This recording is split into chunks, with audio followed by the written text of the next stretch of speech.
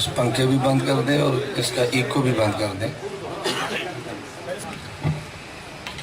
میں نے اسٹیج کے پنکھے اس لیے بند کرائے ہیں، ہماری عادت یہ ہے کہ اگر پنکھا سب کو ملے تو ہمیں بھی ملے، اگر سب کو نہ ملے تو ہمیں بھی نہ ملے۔ پنکھا بند کر دیں، بس بند کریں اس کو۔ یہ آپ کے ڈی خان کا مسئلہ نہیں ہے، میں نے بحمد اللہ تعالیٰ پورے ملک میں یہ روایت ڈالی ہے، اگر سامعین کو پنکھا ملے تو اسٹیج پر بھی لگے، اگر سامعین کو نہ ملے تو اسٹیج پر بھی نہ لگے۔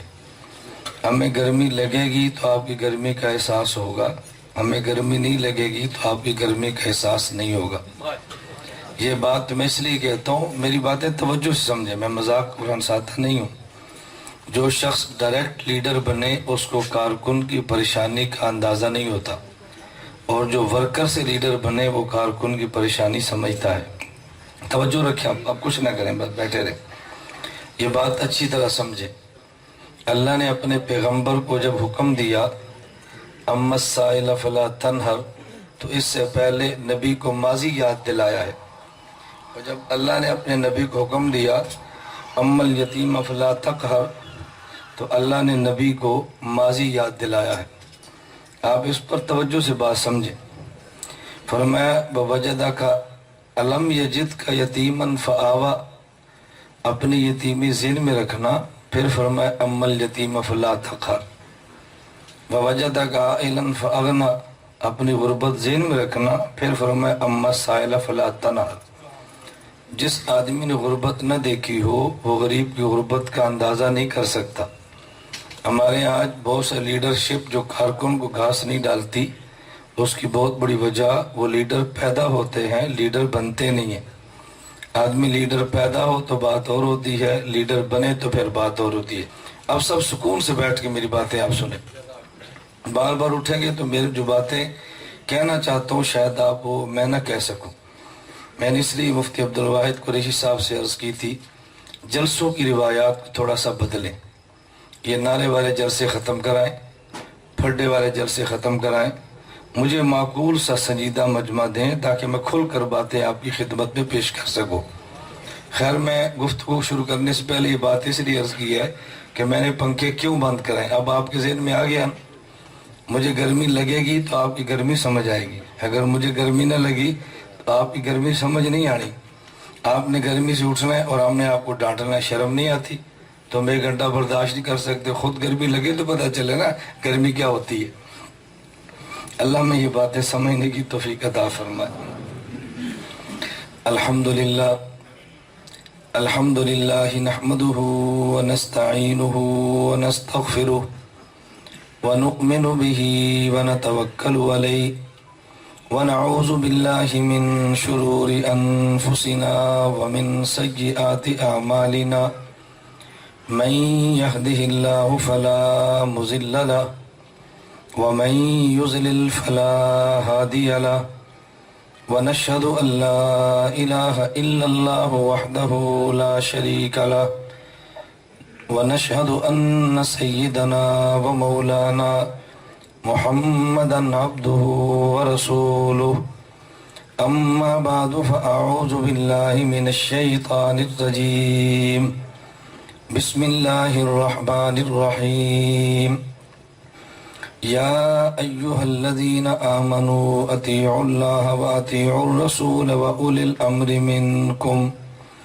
وقال النبي صلى الله عليه وسلم فقيه واحد أشد على الشيطان من 1000 عابد، اللهم صل على محمد وعلى آل محمد كما صليت على إبراهيم وعلى آل إبراهيم إنك حميد مجيد، اللهم بارك على محمد وعلى آل محمد كما باركت على إبراهيم وعلى آل إبراهيم إنك حميد مجيد۔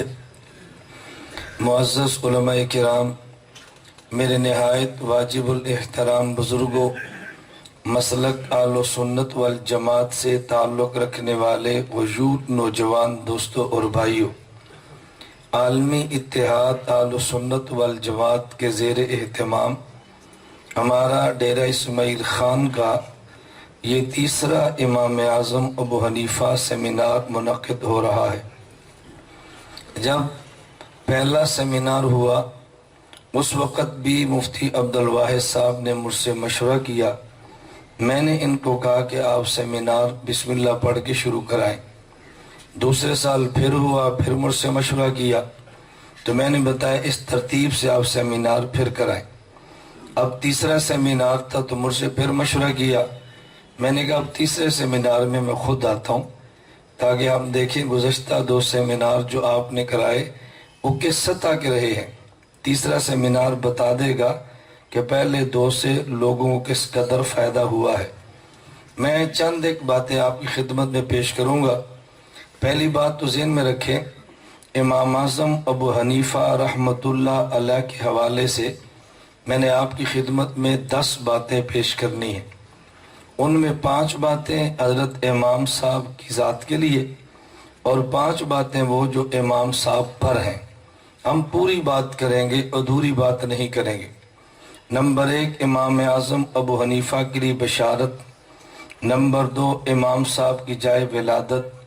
نمبر 3 امام صاحب کی کنیت۔ نمبر 4 امام صاحب کا لقب۔ نمبر 5 امام صاحب کا مقام اور کارنامے۔ یہ 5 باتیں، اور 5 باتیں میں آپ کی خدمت میں وہ پیش کروں گا کہ جو حضرات امام اعظم ابو حنیفہ رحمۃ اللہ علیہ کو نہیں مانتے اور ماننے والوں کو امام صاحب سے کاٹنے کے لیے شبہات ڈالتے ہیں، میں 5 شبہات کا ازالہ کروں گا تاکہ آپ کے سامنے امام صاحب کی شخصیت، ان کی خدمات بھی آئے اور ان کے خلاف بولنے والوں کی علمی حیثیت بھی سامنے آئے کہ امام صاحب پر اعتراض کرنے والوں کے اعتراض میں علمی وزن کتنا ہے۔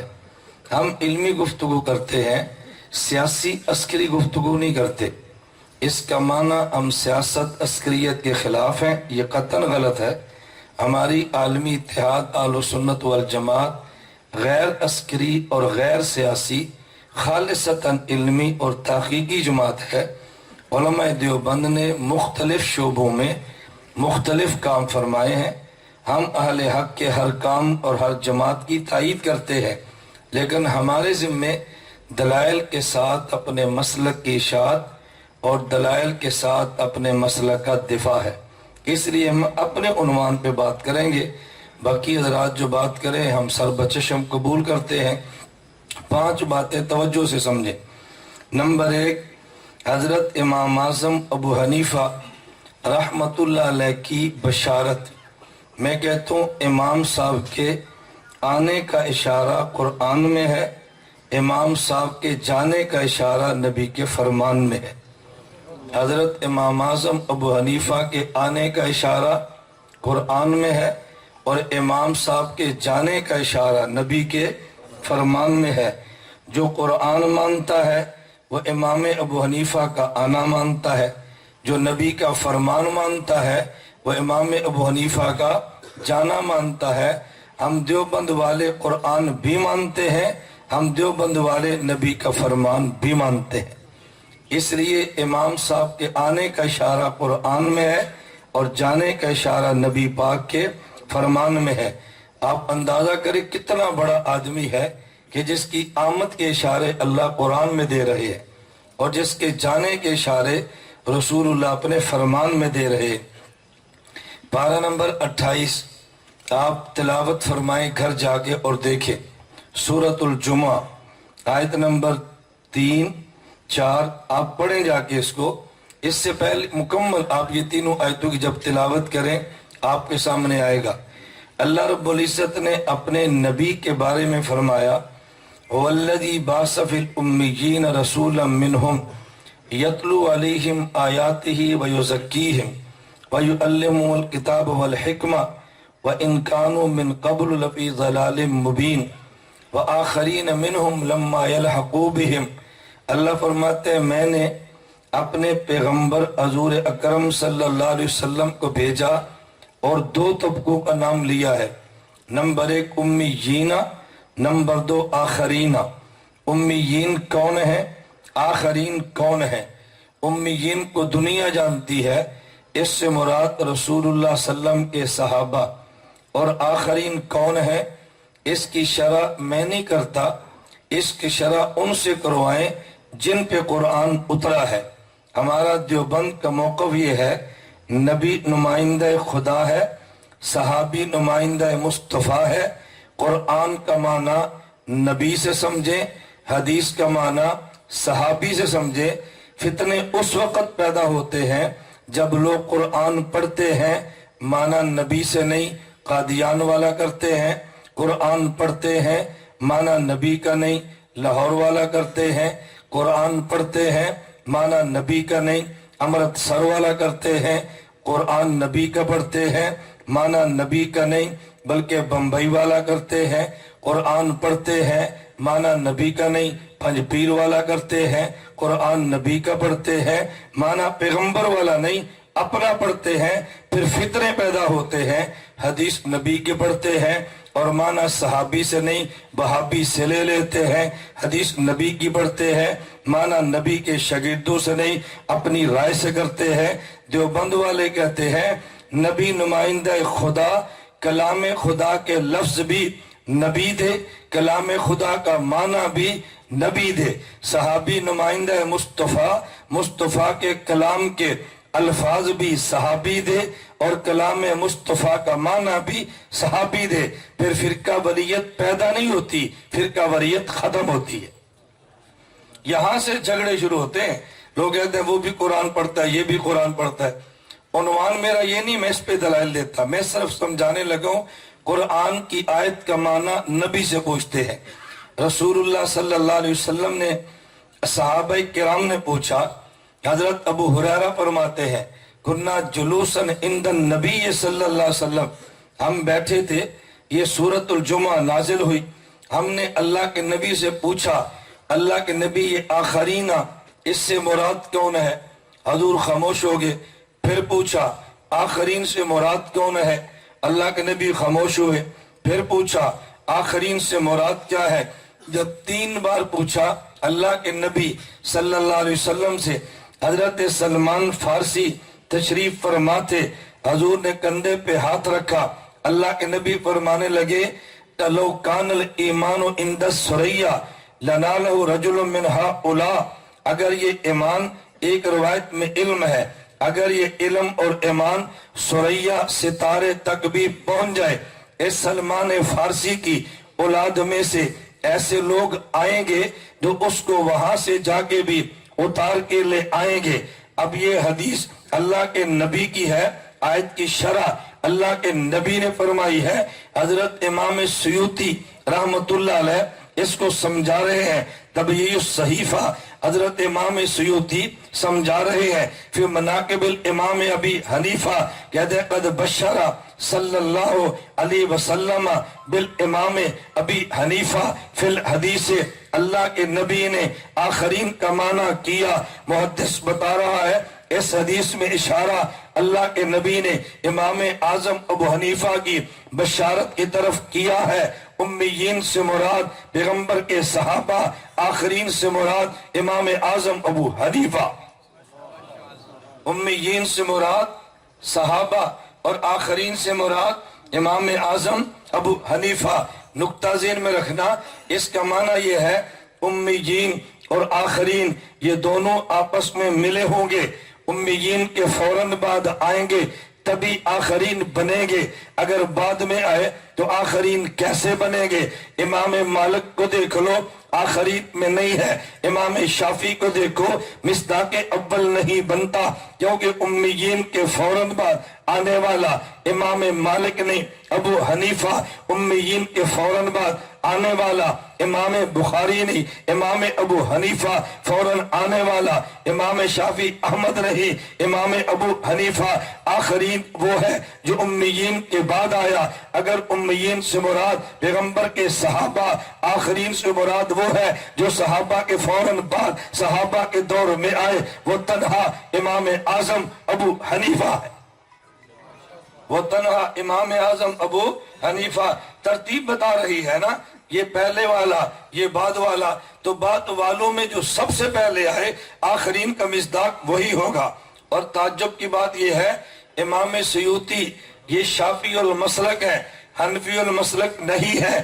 گواہی دینے والا وہ آدمی ہے جو حضرت امام شافعی رحمت اللہ علیہ کا مقلد ہے۔ اس ایک نقطہ سمجھنا، میں ایک بات سمجھانے لگا ہوں، ایک نقطہ سمجھنا۔ حضرت امام سیوطی مقلد امام شافعی کا اور تعریف کرتا ہے امام اعظم ابو حنیفہ کی۔ پتہ یہ چلا یہ لوگ تقلید میں اتنے پکے تھے، اگر دوسرے کو بڑا مان بھی لے اپنے امام کی تقلید چھوڑا نہیں کرتے۔ اس لیے اپنے امام کی تقلید کسی دوسرے کی وجہ سے چھوڑنا یہ محدثین کے ضابطے کے خلاف ہے۔ آنے کا اشارہ قرآن میں ہے، توجہ رکھنا، اور جانے کا اشارہ یہ نبی کے فرمان میں ہے۔ حدیث الخیرات الحسان میں موجود ہے، مسرد الفردوس میں بھی ہے، اس کے الفاظ الگ ہیں۔ الخیرات الحسان میں حدیث اللہ کے نبی صلی اللہ علیہ وسلم خود فرما رہے ہیں، ترفع زینت الدنیا سنۃ 50 و 100۔ اللہ کے نبی فرمانے لگے اس دنیا کی زینت میرے بعد 150 میں اٹھ جائے گی۔ آپ امام ابو حنیفہ کو دیکھ لو، جب دنیا میں آیا تو 80 ہجری ہے، دنیا سے گیا 150 ہجری ہے۔ آنے کے اشارے قرآن نے دیے ہیں، جانے کے اشارے نبی کے فرمان نے دیے ہیں۔ امام ابو حنیفہ کی بشارت آنے کا ذکر قرآن میں ہے اور جانے کا ذکر پیغمبر کی حدیث میں ہے۔ کتنا بڑا امام ہے کہ جس کی بشارتیں قرآن میں آ رہی ہیں اور جس کے جانے کے اشارے نبی کے فرمان میں آ رہے ہیں۔ عام آدمی کہتے میرے باپ نے خواب دیکھی تھی، وہ کھڑا ہی نہیں ہوتا۔ مجھے ایک ساتھی کہنے لگا میں نے مولانا صاحب خواب دیکھی، میرے ابا جی مجھے ملے، میں نے کہا آپ نے نام کیوں رکھا ہے؟ کہتے ہیں سلام۔ میں نے کہا کیوں؟ میرے والد کا نام تھا۔ تو میں نے کہا والد کا نام سلام تھا، آپ نے آگے یہ پوتے کا نام سلام کیوں رکھا ہے، نہ آپ نے بھتیجے کا نام سلام کیوں رکھا ہے؟ مجھے کہنے لگا رات خواب میں ابا جی مجھے آئے اور مجھے انہوں نے مٹھائی پیش کی، میں پیچھے ہٹا، مجھے کہا لیتے کیوں نہیں ہو؟ میں نے مٹھائی لے لی، میری آنکھ کھلی تو 5 منٹ بعد مجھے فون گھر سے آ گیا ہمارے یہاں بیٹا پیدا ہوا ہے۔ تو جو کہ ابا نے خواب میں مجھے اشارہ مٹھائی کے ذریعے دیا، میں نے نام اس کا بیٹے کا ابے والا رکھ دیا۔ میں نے کہا تیرے پوتے کے اشارے تیرا باپ دے اور خواب میں تو خوش ہوتا ہے، میرے امام کے اشارے نبی کا فرمان دے تو مجھے بتائے میں خوش کیوں نہیں ہوں گا؟ نمبر 1 بشارت۔ نمبر 2 امام اعظم ابو حنیفہ رحمت اللہ علیہ پیدا ہوئے کوفہ میں۔ امام اعظم ابو حنیفہ کی جائے ولادت کوفہ، ہمیں اس پہ فخر ہے۔ امام اعظم ابو حنیفہ کوفہ میں پیدا ہوئے، ہمیں اس پہ فخر ہے۔ امام اعظم ابو حنیفہ کوفہ میں پیدا ہوئے، ہمارا موقف یہ ہے کہ دنیا کے سب سے بڑے امام کو جو پیغمبر کے صحابہ کے بعد آئے، اس کو مکہ میں پیدا نہیں ہونا چاہیے تھا، اس کو مدینہ میں پیدا نہیں ہونا چاہیے تھا، بلکہ اس کو کوفہ ہی میں پیدا ہونا چاہیے تھا۔ ایک بندہ کہے گا مکہ کو مانتے نہیں، میں نے کہا مانتے ہیں۔ مدینہ کو مانتے نہیں، میں نے کہا مانتے ہیں۔ آپ اس پہ کیوں بضد ہے کہ پہلے امام کو مکہ میں نہیں کوفہ میں آنا چاہیے، پہلے امام کو مدینہ میں نہیں کوفہ میں آنا چاہیے؟ میں نے کہا عقل ہو تو بات سمجھ آتی ہے، عقل نہ ہو تو باتیں سمجھ نہیں آتی۔ دیوبند کے اکابر علم والے بھی ہیں، دیوبند کے اکابر عقل والے بھی ہیں، دیوبند کے اکابر ہدایت والے بھی ہیں۔ یہ جو میں نے جو جملے کہے ہیں نا، یہ ہدایت والے بھی ہیں، عقل والے بھی ہیں۔ میں نے ایک اعتراض کا جواب دیا ہے۔ ہمیں لوگ کہتے ہیں ہم ملاتے ہیں قرآن کی طرف، تم بلاتے ہو آباؤ اجداد کی طرف۔ یہ تو مشرکین مکہ کا طریقہ ہے، جب انہیں کہا جاتا تعالو آجو قرآن کی طرف، آجو حدیث کی طرف، آ جاؤ کتابullah کی طرف، تو قرآن کہتا ہے مشرکین مکہ کہتے نانا ہم تو وہ کریں گے ما الفینا علیہ آباءنا، ہم تو باپ دادے کی بات مانیں گے۔ تو مشرکین مکہ کی طرح ہو، اور قرآن کہتے وہ باپ دادا کی بات کرتے، تمہیں قرآن کہتے ہیں تم باپ دادا کی بات کرتے ہو۔ میں نے کہا بیٹا آپ نے آدھا قرآن پڑھا، پورا نہیں پڑھا، آدھی آیت پڑھی، پوری نہیں پڑھی۔ کہتے کیا مطلب؟ میں نے کہا آگے قرآن کی اسی آیت میں ہے اولو کان آباؤہم لا یعقلون شیئا ولا یہتدون، اگر باپ عقل والا بھی نہ ہو، ہدایت والا بھی نہ ہو، پھر بھی باپ کی بات مانو گے۔ پتہ یہ چلا اگر باپ عقل والا ہدایت والا ہو تو پھر باپ کی بات مانتے ہیں۔ مشرکین مکہ ان کے باپ عقل والے بھی نہیں تھے، تبھی تو ابو جہل کہا مشرکین مکہ کے والد ہدایت والے بھی نہیں تھے۔ قرآن نے کہا ان کی بات نہ مانو، ہمارے آباء و اجداد ہدایت والے بھی ہیں، عقل والے بھی ہیں۔ آیت سمجھو تو صحیح نا، ادھوری آیت پڑھ کے ہمارے اوپر فتوے نہ لگایا کرو۔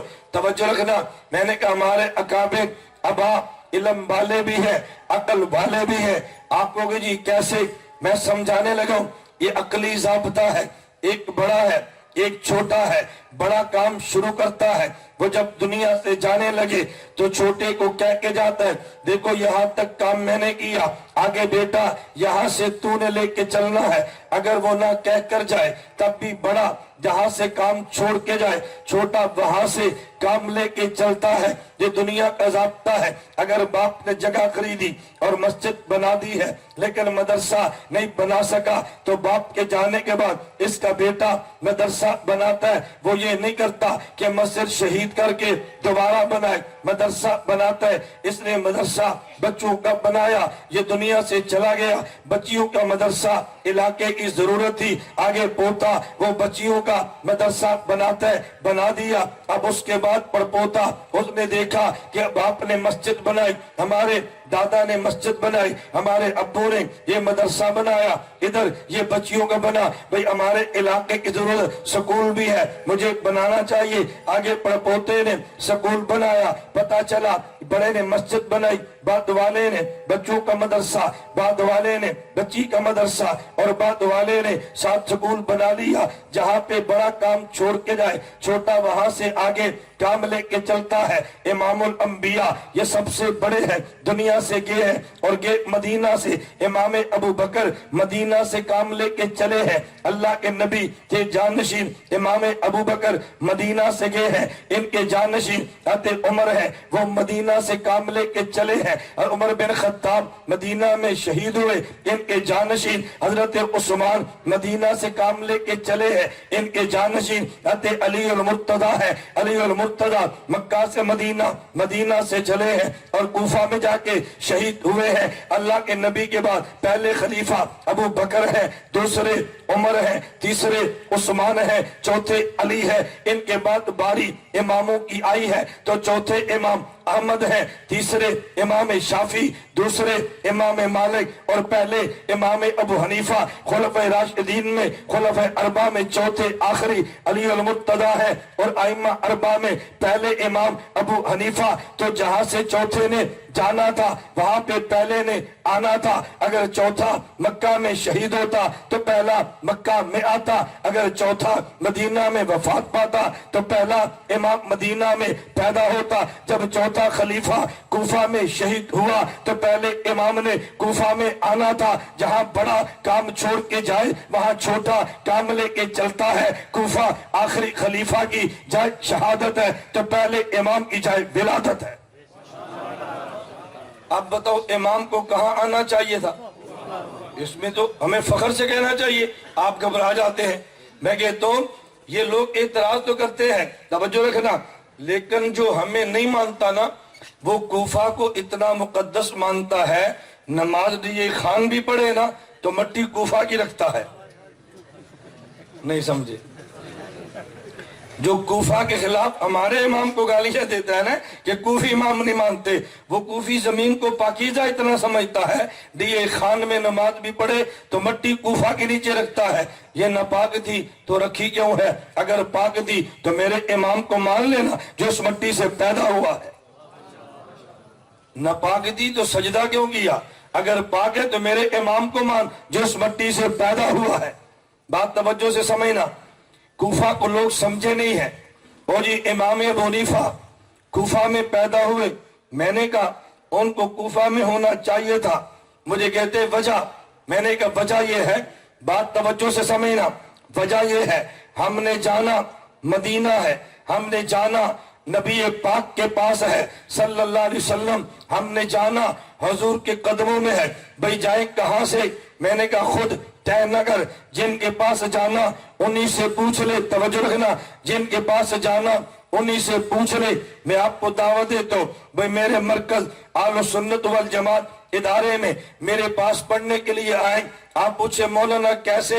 تو جو راستہ میں بتاتا ہوں اس پہ چلنا تو پھر تیرا فائدہ ہوگا۔ میں نے راستہ اور بتایا تو اور سے آیا، پھر مجھ پہ گلہ کرتا ہے، وہ جی مجھے بڑی دیر لگ گئی، 12 گھنٹے لگے۔ میں نے کہا کیوں؟ میں اس راستے سے آیا، میں نے کہا میں نے جو بتایا تو ادھر سے کیوں نہیں آیا؟ جب آنا میرے پاس ہے تو میرے بتائے راستے کو مان لینا، آنا میرے پاس ہے، راستہ دوسرے سے پوچھتا ہے اس سے تو نقصان ہوگا، مجھ سے پوچھ لے تو جلدی آئے گا۔ توجہ سے بات سمجھنا، میں نے کہا جانا ہم نے مدینے والے اللہ کے نبی کے پاس ہے، ہم ان سے پوچھ لیتے ہیں جب آپ کے پاس آئے تو کس راستے سے آئے، جو راستہ وہ بتائے اسی کو لے لے۔ ہم نے اللہ کے نبی سے پوچھا آپ کے پاس آئے تو راستہ کون سا ہے؟ الکامل ابن عدی میں میرے پیغمبر کا ارشاد موجود ہے، رسول اللہ فرمانے لگے انا مدینۃ العلم والی بابھا فمن اراد المدینہ فلیات البابا، میں شہر علم ہوں، علی شہر علم کا دروازہ، جب شہر علم میرے پاس آؤ میرے دروازے سے گزر کے آنا، شہر علم مدینہ میں ہے، شہر علم کا دروازہ علی کوفہ میں ہے، ہم نے جانا شہر علم کے پاس ہے، انہوں نے بتایا دروازے سے آنا، دروازہ مدینہ میں نہیں ہے، دروازہ کوفہ میں ہے، اور کوفہ میں دربان امام اعظم ابو حنیفہ، ہم نے دروازے کو دیکھا، دربان سے پوچھا ہے، پہنچے مدینہ، لیکن وہاں سے جہاں سے مدینے والے نے فرمایا پہنچے مدینہ، لیکن جس راستے سے مدینے والے نے فرمایا جن کے پاس جائے انہوں نے ہمیں یہ راستہ بتایا ادھر سے آؤ، تو ہم تو پابند ہیں ان کے، تیری بات کیوں مانے؟ جن کے پاس جانا ہے انہی کی بات مان کے چلے گئے نا۔ ہم اس لیے کہتے ہیں مدینہ یہ ہماری منزل ہے، کوفہ اس منزل کا راستہ ہے، اگر آدمی کی منزل پہ ٹھیک پہنچنا ہو تو راستہ کشادہ بھی چاہیے، توجہ، راستہ کشادہ بھی چاہیے، اس لیے ہم نے اللہ کے نبی کو منزل مانا ہے، امام اعظم ابو حنیفہ کو راستہ مانا ہے، جتنا راستہ کھلا ہو، جتنا راستہ صاف ہو اتنی گاڑی کی رفتار بھی ٹھیک ہوتی ہے۔ امام ابو حنیفہ یہ کھلا بھی ہے، امام ابو حنیفہ صاف بھی ہے، راستہ اچھا ہو تو گاڑی کی رفتار ٹھیک رہتی ہے، راستہ ٹھیک ہو نا تو گاڑی ٹھیک دوڑتی ہے۔ ہمارا چونکہ روزانہ کا سفر ہوتا ہے، مجھ سے بہتر یہ کوئی نہیں سمجھتا کہ راستہ اچھا ہو تو گاڑی کتنی تیز چلتی ہے۔ بات توجہ سے سمجھنا، میں نے کہا ہم مدینہ گئے لیکن ہمارا امام کوفہ میں، کیوں بھائی؟ میں نے کہا اس لیے ایک شخص کہنے لگا کہ یہ بتاؤ تمہارا مذہب کون سا ہے؟ آپ سے بھی پوچھیں گے۔ ہم نے کہا حنفی۔ تمہارا کون سا ہے؟ کہا جی محمدی۔ اگر کوئی آپ سے پوچھے تمہارا مذہب حنفی یا محمدی کیا کہو گے؟ سب بولو بلند آواز سے، کیا کہو گے؟ حنفی یا محمدی؟ اس نے فوراً پوچھ رہے تم نے کلمہ کس کا پڑھا ہے؟ آپ نے کہنا رسول اللہ صلی اللہ علیہ وسلم کا۔ تو جب کلمہ حضور کا پڑھا ہے تو پھر تیرا مذہب یہ بتانا حنفی کیوں ہے؟ آپ نے کہنا اس لیے کہ مجھے مذہب کا معنی آتا ہے، تجھے مذہب کا معنی نہیں آتا، تو نے اپنا مذہب محمدی کہہ دیا، مجھے مذہب کا معنی آتا ہے، میں نے اپنا مذہب محمدی نہیں حنفی بنا لیا ہے۔ اس کی وجہ ایک منزل ہے، ایک مذہب ہے۔ منزل وہ ہے جہاں جانا ہے، مذہب وہ ہے جہاں سے گزرنا ہے۔ منزل اس کا نام ہے جہاں پہنچنا ہے، مذہب اس راستے کا نام ہے جہاں سے گزرنا ہے۔ ہم منزل بھی جانتے ہیں، مذہب بھی جانتے ہیں۔ ہماری منزل حضرت محمد مصطفیٰ ہے، ہمارا راستہ امام اعظم ابو حنیفہ ہے، ہماری منزل محمدی ہے، ہمارا مذہب حنفی ہے۔ ہماری منزل، بولو منزل، اور ہمارا مذہب حنفی۔ یہ بات سمجھ آ جائے گی نا؟ اس لیے کہنا ہے ہماری منزل محمدی ہے، ہمارا مذہب حنفی ہے۔ او کم عقل، تیری مذہب محمدی ہے تو بتا تیری منزل کون سی ہے؟ تجھے تو منزل ملنی ہی نہیں ہے، کبھی ادھر ٹکر مار، کبھی ادھر ٹکر مار، تبھی تو پریشان پھرتا ہے۔ ہم پریشان کیوں نہیں ہے؟ ہمارے پاس راستہ بھی ہے، ہمارے پاس منزل بھی ہے۔ تو نے منزل کو راستہ کہہ دیا، اب بتا تو نے جانا کہاں پر ہے؟ ایک بندے پوچھو جی کہاں جانا ہے؟ کہتے اسلام آباد۔ ٹھیک ہے، وایا پوچھو گے نا کہاں جانا ہے؟ اسلام آباد۔ وایا کہتے جی میں نے یہاں سے تلاگنگ موٹر وے، وہاں سے یہ میرا وایا ہے۔ اچھا ہم پوچھتے ہیں کہاں جانا ہے؟ نانا یہ بتاؤ وایا۔ میں نے کہا تلاگنگ، تیرا وایا اسلام آباد، جانا کہاں پر ہے؟ اسلام آباد۔ بیوقوف آدمی ہے، جانا کہاں پر ہے؟ اسلام آباد، وایا اسلام آباد۔ کبھی ایسے بھی ہوتا ہے ہم سے پوچھا کہاں جانا ہے، ہم نے کہ اسلام آباد، وایا تلاگنگ۔ بھئی جانا کہاں پر ہے؟ مدینہ، وایا کوفہ۔ بات بنتی ہے نا؟ منزل کون سی ہے؟ مدینہ۔ راستہ کون سا ہے؟ کوفہ۔ منزل کون سی ہے؟ مدینہ۔ راستہ کون سا ہے؟ کوفہ۔ میں سمجھا یہ رہا تھا کہ جائے ولادت ہمارے امام کی کوفہ ہے، آپ نے سینہ تان کے کہنا ہے مجھے بتاؤ پہلا امام کہاں آنا چاہیے؟ بلند آواز سے۔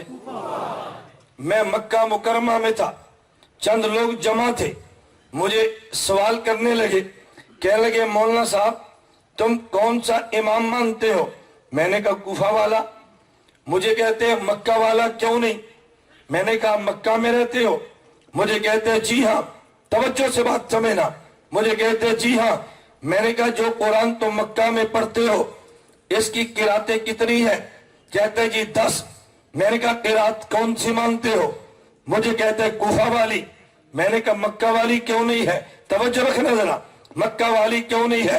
اور جاؤ میں آج چیلنج کے ساتھ کہتا ہوں، ہر میں مکہ ہو یا ہر میں مدینہ میں ہو، وہاں جو قرات پڑھی جا رہی ہے اس قرات کا نام قرات حفص ہے۔ قاری بھی کوفے کا ہے، راوی بھی کوفے کا ہے۔ قاری بھی کوفے کا ہے، راوی بھی۔ میں نے کہا بیٹا بات سمجھنا۔ مجھے کہتے ہیں کیا مطلب؟ میں نے کہا عربی زبان کے دو لفظ ہیں، ایک لفظ روایت ہے، ایک لفظ درایت ہے۔ دیوبند کا علم بھی دیکھو نا، ایک لفظ روایت ہے، ایک لفظ درایت ہے۔ روایت کا معنی الفاظ کو نقل کرنا، درایت کا معنی الفاظ کا معنی سمجھانا۔ روایت کا معنی الفاظ نقل کرنا، درایت کا معنی انہی الفاظ کا معنی سمجھانا۔ میں نے کہا قرآن کی ایک روایت ہے، قرآن کی ایک درایت ہے، مجھے بتا یہ قرآن کی مکہ میں روایت کون سی ہے؟ کہتے ہیں کوفہ والی۔ میں نے کہا کوفہ والی کیوں؟ مکہ والی روایت کیوں نہیں ہے؟ تم کوفی ہو، کوفے کی روایت مانتے ہو، مکے کی کیوں نہیں مانتے؟ مجھے کہنے لگا اگرچہ امام کوفہ کا تھا، توجہ، اگرچہ راوی کوفہ کا تھا لیکن اس سے قرآن صحابہ سے لیا۔ اگرچہ راوی کوفہ کا تھا لیکن قرآن اس سے صحابہ سے لیا۔ میں نے کہا مسئلہ حل ہو گیا، ایک روایت ہے ایک درایت ہے۔ روایت کا معنی لفظ پہنچانا ہے، درایت کا معنی لفظ کو سمجھانا ہے۔ توجہ رکھنا، روایت کا معنی لفظوں کو پہنچانا ہے، درایت کا معنی لفظوں کو سمجھانا ہے۔ میں کہتا ہوں مکے کے راوی نے الفاظ پہنچائے ہیں، مکے کے امام نے الفاظ سمجھائے ہیں۔ ہم نے روایت بھی کوفہ کی لی ہے، ہم نے درایت بھی کوفہ کی لی ہے۔ جنہوں نے لفظ دیے ہیں انہوں نے معنی بھی دیا ہے. میں نہیں مانتا صحابہ نے قرآن کے الفاظ دیے ہو قرآن کا معنی نہ دیا ہو. میں نہیں مانتا وہ پیغمبر کے با وفا ہے. صحابہ نبی کے الفاظ کے بھی امین ہے, صحابہ نبی کے معنی کے بھی امین ہے. انہیں کوفہ والوں کو الفاظ بھی دیے ہیں جو نبی سے لیے ہیں, معنی بھی دیا ہے جو نبی سے سمجھا ہے. صحابہ نے جو الفاظ قرآن نبی سے لیے کوفہ میں دیے ہیں, جو معنی نبی سے سمجھا کوفہ والوں کو سمجھایا. ہم نے روایت بھی کوفے کی لی ہے, ہم نے درایت بھی کوفے کی لی ہے. بات ٹھیک ہے غلط ہے؟ مکہ میں روایت کون سی ہے بولو؟ کوفی کی. کوفہ کی روایت لیتا ہے, کوفہ کی درایت کیوں نہیں لیتا؟ صحابہ نے صرف الفاظ دیے تھے, صحابہ نے معنی نہیں دیے تھے.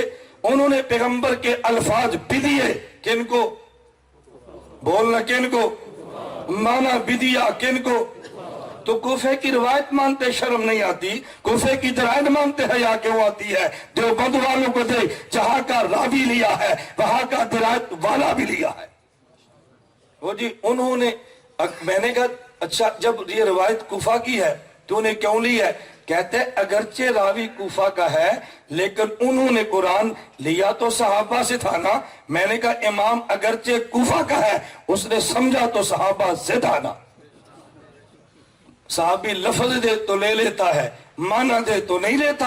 ہم لفظ بھی وہ لیتے ہیں جو صحابی دیتا ہے, معنی بھی وہ لیتے ہیں جو صحابی دیتا ہے. میں نے کہا چل ہم تیرے علم پہ تھوڑی سی اور بات کر لیتے ہیں, تجھے پتا چلے دیوبند کا علم کہاں تک ہے. میں نے کہا چلے تجھے امام ابو حنیفہ پہ سکون نہیں آتا, مجھے یہ بتا, دھوکہ نہ دینا. میں نے کہا قرآن کے بعد سب سے پہلا نمبر کس کتاب کا ہے؟ میں ان کی ترتیب بتا رہا ہوں. کہتا ہے صحیح بخاری کا. میں نے کہا امام بخاری مکہ کے ہیں؟ کہتا ہے نہیں. میں نے کہا مدینہ کے ہیں؟ کہتا ہے نہیں. میں نے کہا کہاں کے ہیں؟ کہتا ہے بخارا. میں نے کہا وہ عجم یا عرب؟ کہتا ہے عجم. میں نے کہا اس کے بعد نمبر؟ کہتا ہے صحیح مسلم کا. میں نے کہا امام مسلم مکہ مدینہ کے ہیں؟ کہتا ہے نہیں. میں نے کہا کہاں کے؟ کہتے ہیں عجم کے. میں نے کہا اس کے بعد؟ کہتے ہیں امام نسائی. میں نے کہا مکہ مدینہ کے ہیں؟ کہتے ہیں نہیں. میں نے کہا کہاں کے؟ کہتا ہے عجم. میں نے کہا امام ترمذی کہاں کے ہیں؟ مکہ مدینہ کے. مجھے کہتا ہے نہیں. میں نے کہا کہاں کے؟ کہتا ہے عجم کے. میں نے کہا امام ابن ماجہ مکہ مدینہ کے ہے؟ کہتے ہیں نہیں. میں نے کہا کہاں کے؟ کہتے ہیں عجم کے. توجہ رکھنا, میں نے کہا بخاری عجم کا, مسلم عجم کا, نسائی عجم کا, ترمذی عجم کا, ابن ماجہ عجم کا, ابو داؤد کہاں کا؟ کہتے عجم کا. میں نے کہا چلو یہ 6 جو تو نے سیاستہ کے مصنف بتائے ان میں کوئی ایک بھی مکہ کا نہیں تھا, تو نے مانا. ان میں کوئی ایک بھی مدینہ کا نہیں تھا, تو نے مانا. میں نے کہا چلو اس کے بعد امام کتنے؟ کہتا ہے جی بڑے 4 ہیں. میں نے کہا امام احمد کہاں کے؟ کہتا ہے بغداد کے. میں نے کہا مکہ مدینہ کے ہے؟ کہتا ہے نہیں. میں نے کہا امام شافعی کہتے ہیں مصر کے. میں نے کہا مکہ مدینہ کے ہے؟ کہتا ہے نہیں. میں نے کہا امام مالک کہاں کے؟ کہتے ہیں مدینہ کے.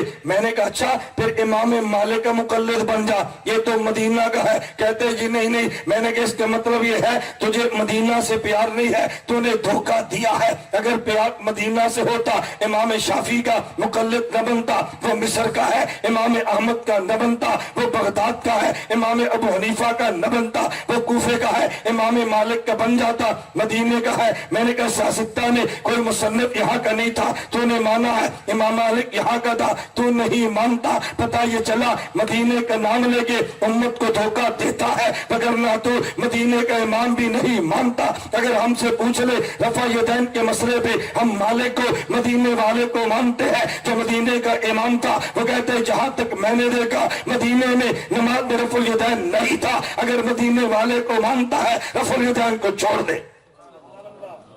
نہیں سمجھے؟ امام بخاری کو مانتا ہے وہ تو عجم کا ہے. امام مالک کو ماننا جو مدینے کا ہے. مدینے والے کے امام کی حدیث نہیں مانتا, عجم والے کی مانتا ہے. میں نے کہا مدینے کا نام لے کے دھوکہ نہ دے, ہم تیرے دھوکے کی دھجیاں اڑا دیں گے. ہم امام ابو حنیفہ کے مقلد زندہ ہیں, ہم اکابر علماء دیوبند کے ماننے والے زندہ ہیں. ہم اپنے امام کا دفاع بھی کریں گے, اپنے اکابر علماء دیوبند کا دفاع بھی کریں گے انشاءاللہ. یو ٹرن لیں گے یا دفاع کریں گے؟ بولو. ریورس گیئر لگائیں گے دفاع کریں گے؟ یہ دل چھوٹا نہ کیا کرو. کوئی عام میں تبلیغ والے بھی ہیں یا نہیں؟ وہ ہیں یا نہیں؟ میں تبلیغ والوں سے کہتا ہوں مجھے بتاؤ فضائل اعمال میں حکایات صحابہ کس نے لکھی ہے؟ بولتے جاؤ. حضرت شیخ، فضائل ذکر، فضائل نماز، فضائل قرآن، فضائل رمضان، فضائل درود. تو پھر پکا ہو جا، ریورس گیئر نہیں لگانا. حکایات صحابہ کی توجہ تعلیم بھی کرا، فضائل قرآن بھی کرا، فضائل نماز بھی کرا، فضائل ذکر بھی کرا، فضائل درود بھی کرا. جو فضائل درود کی تعلیم نہ کرائے باقی کرائے یہ کچا تبلیغی ہے. میں پکا تبلیغی ہوں، فضائل نماز بھی مانتا ہوں، فضائل درود بھی مانتا ہوں. پکا تبلیغی یا کچا؟ ادھورا یا پورا؟ یار یہ 2 نمبر بات نہ کر. رائمن کی بات یہ ہے خدا نے پورے دین پر کامیابی رکھی ہے اور پورے دین پر کامیابی نہیں رکھی. حکایات صحابہ پہ اعتراض ہو ہم تب بھی دفاع کریں گے، فضائل درود پر ہو تب بھی دفاع کریں گے. دفاع کریں گے یا نہیں کریں گے؟ میں نے کہا اللہ کے بندو خدا سے ڈرو.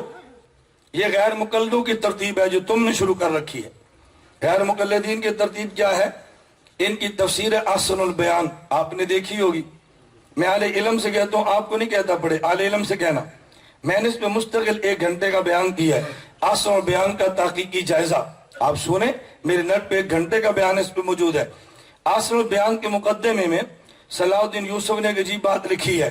کہتے ہیں پوری تفسیر میں، پورے ترجمے میں محمد جوناگڑھی کا، کہتے پورے ترجمے جہاں جہاں لفظ خدا لکھا تھا ہم نے کاٹ کے وہاں لفظ اللہ لکھ دیا ہے. کیوں؟ اس لیے کہ لفظ خدا سے شرک کی بو آتی ہے. ہم توحید والے ہیں، لفظ خدا نہیں لکھتے، اللہ لکھتے ہیں. میں نے کہا تم نے خدا کا لفظ کاٹ کے اللہ لکھ کے تفسیر کو توحیدی بنا دیا ہے. مصنف تو شرک پہ مرا ہے نا. بات سمجھ آئی؟ آپ نے لفظ اللہ تفسیر سے خدا کاٹ کے لفظ اللہ لکھ کے تفسیر کو موحد بنا دیا ہے. اس کا کیا بنے گا جو شرک پہ مرا ہے؟ مشرک کی تفسیر کو توحیدی بنا کے امت کے سامنے پیش نہ کرنا. مشرک کی کتابیں چھوڑ دے.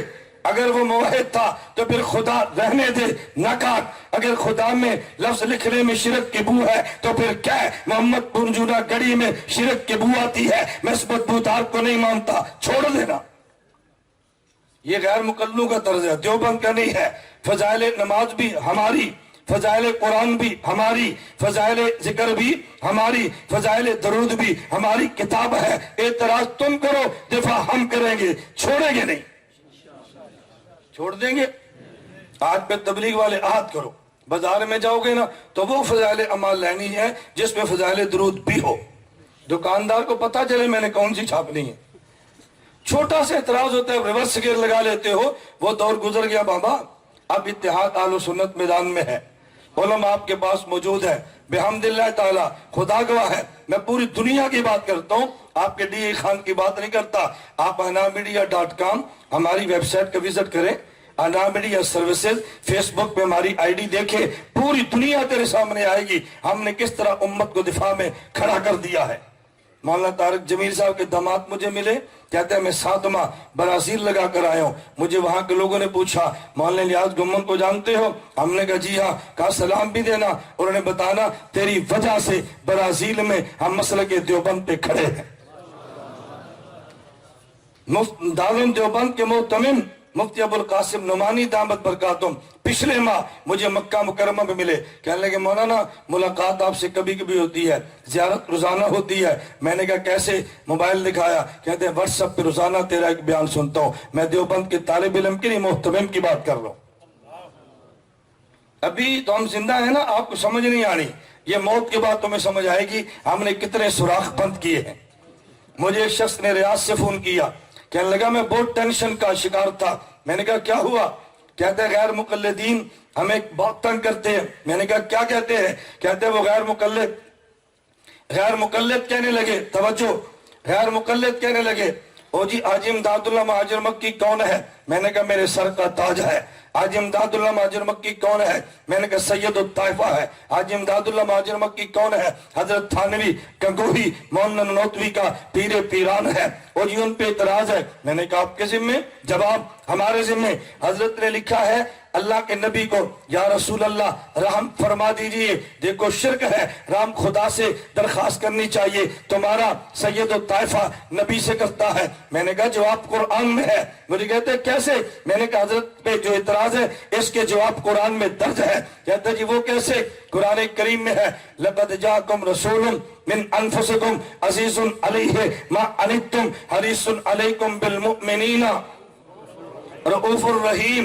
میں نے کہا قرآن نے نبی کو رحیم کہا ہے، تم کہو تجھے قاری مانتا ہوں تیری تلاوت نہیں سنتا، امام مانتا ہوں تیرے پیچھے نماز نہیں پڑھتا، آپ کو خطیب مانتا ہوں تیری تقریر نہیں سنتا، تجھے باپ مانتا ہوں تیرا ادب نہیں کرتا، تجھے مفتی مانتا ہوں تجھ سے فتویٰ نہیں لیتا۔ میں نے کہا یہ غیر مقلدوں کا طرز ہے، امام مانتا ہوں نماز نہیں پڑھتا، قاری مانتا ہوں قرات نہیں سنتا، باپ سمجھتا ہوں ادب نہیں کرتا۔ تو نے باپ مانا کیسے ہے؟ جب نبی رحیم ہے تو رحم کریں گے، جب رحیم ہے تو سے رحم مانگے گا۔ میں نے کہا اس کا جواب تو قرآن میں ہے، ہم ریورس جگہ نہیں لگاتے، یو ٹرن نہیں لیتے، اپنے اکابر کی عبارات کا دفاع کرتے ہیں۔ یو ٹرن کرو گے یا دفاع کرو گے؟ بولتے رہو۔ آپ سے نہ ہو تو ہم ہیں نا، آپ سے نہ ہو تو ہم ہیں نا، آپ کیوں گھبراتے ہیں؟ میں آج صبح ورمک جمعے میں دوپہر کو کہہ رہا تھا، میں نے کہا دیکھو میرا گلا کام نہیں کر رہا، میں نخرے نہیں کر رہا، میں نے کہا وجہ وکیل سستا ہو کیس بڑے ہوں تو اس کے پاس کیس بہت آتے ہیں، اس لیے ہماری فیس کم ہوتی ہے، جلسے بڑے ہوتے ہیں تو جلسے تو بڑھ جانے ہیں نا۔ ہم کہتے ہیں عمر تھوڑی ہے کام زیادہ کرنا ہے، جتنا کام کر سکتے ہیں کریں، موت کے بعد حسرت نہ رہ جائے ہم نے کام کم کیا ہے۔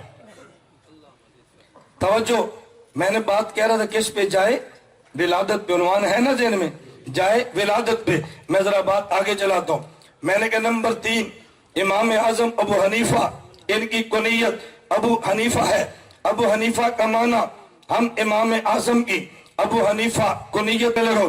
ایک شخص کہتا ہے تم حنفی عجیب ہو، تمہارے مذہب کی نسبت حنیفہ لڑکی کی طرف ہے تبھی تمہیں حنفی کہتے ہیں۔ یہ کیسا مذہب ہے کہ جن کی نسبت بھی ایک لڑکی کی طرف؟ میں نے کہا وجہ، کہتے ہیں ابو حنیفہ ایک باپ ہے، ایک حنیفہ بیٹی، حنیفہ بیٹی کی وجہ سے اسے ابو حنیفہ کہتے ہیں۔ تمہاری نسبت حنیفہ لڑکی کی طرف ہے تو جس مذہب کی نسبت لڑکی کی طرف ہو وہ مذہب مذکر کیسے ہو سکتا ہے؟ تمہارا مذہب تو مؤنث قسم کا مذہب ہے۔ میں نے کہا تجھے دھوکہ اس لیے لگا تو عربی بھی نہیں جانتا، تاریخ بھی نہیں جانتا، عربی جانتا دھوکہ تب بھی نہ لگتا، تاریخ جانتا دھوکہ تب بھی نہ لگتا۔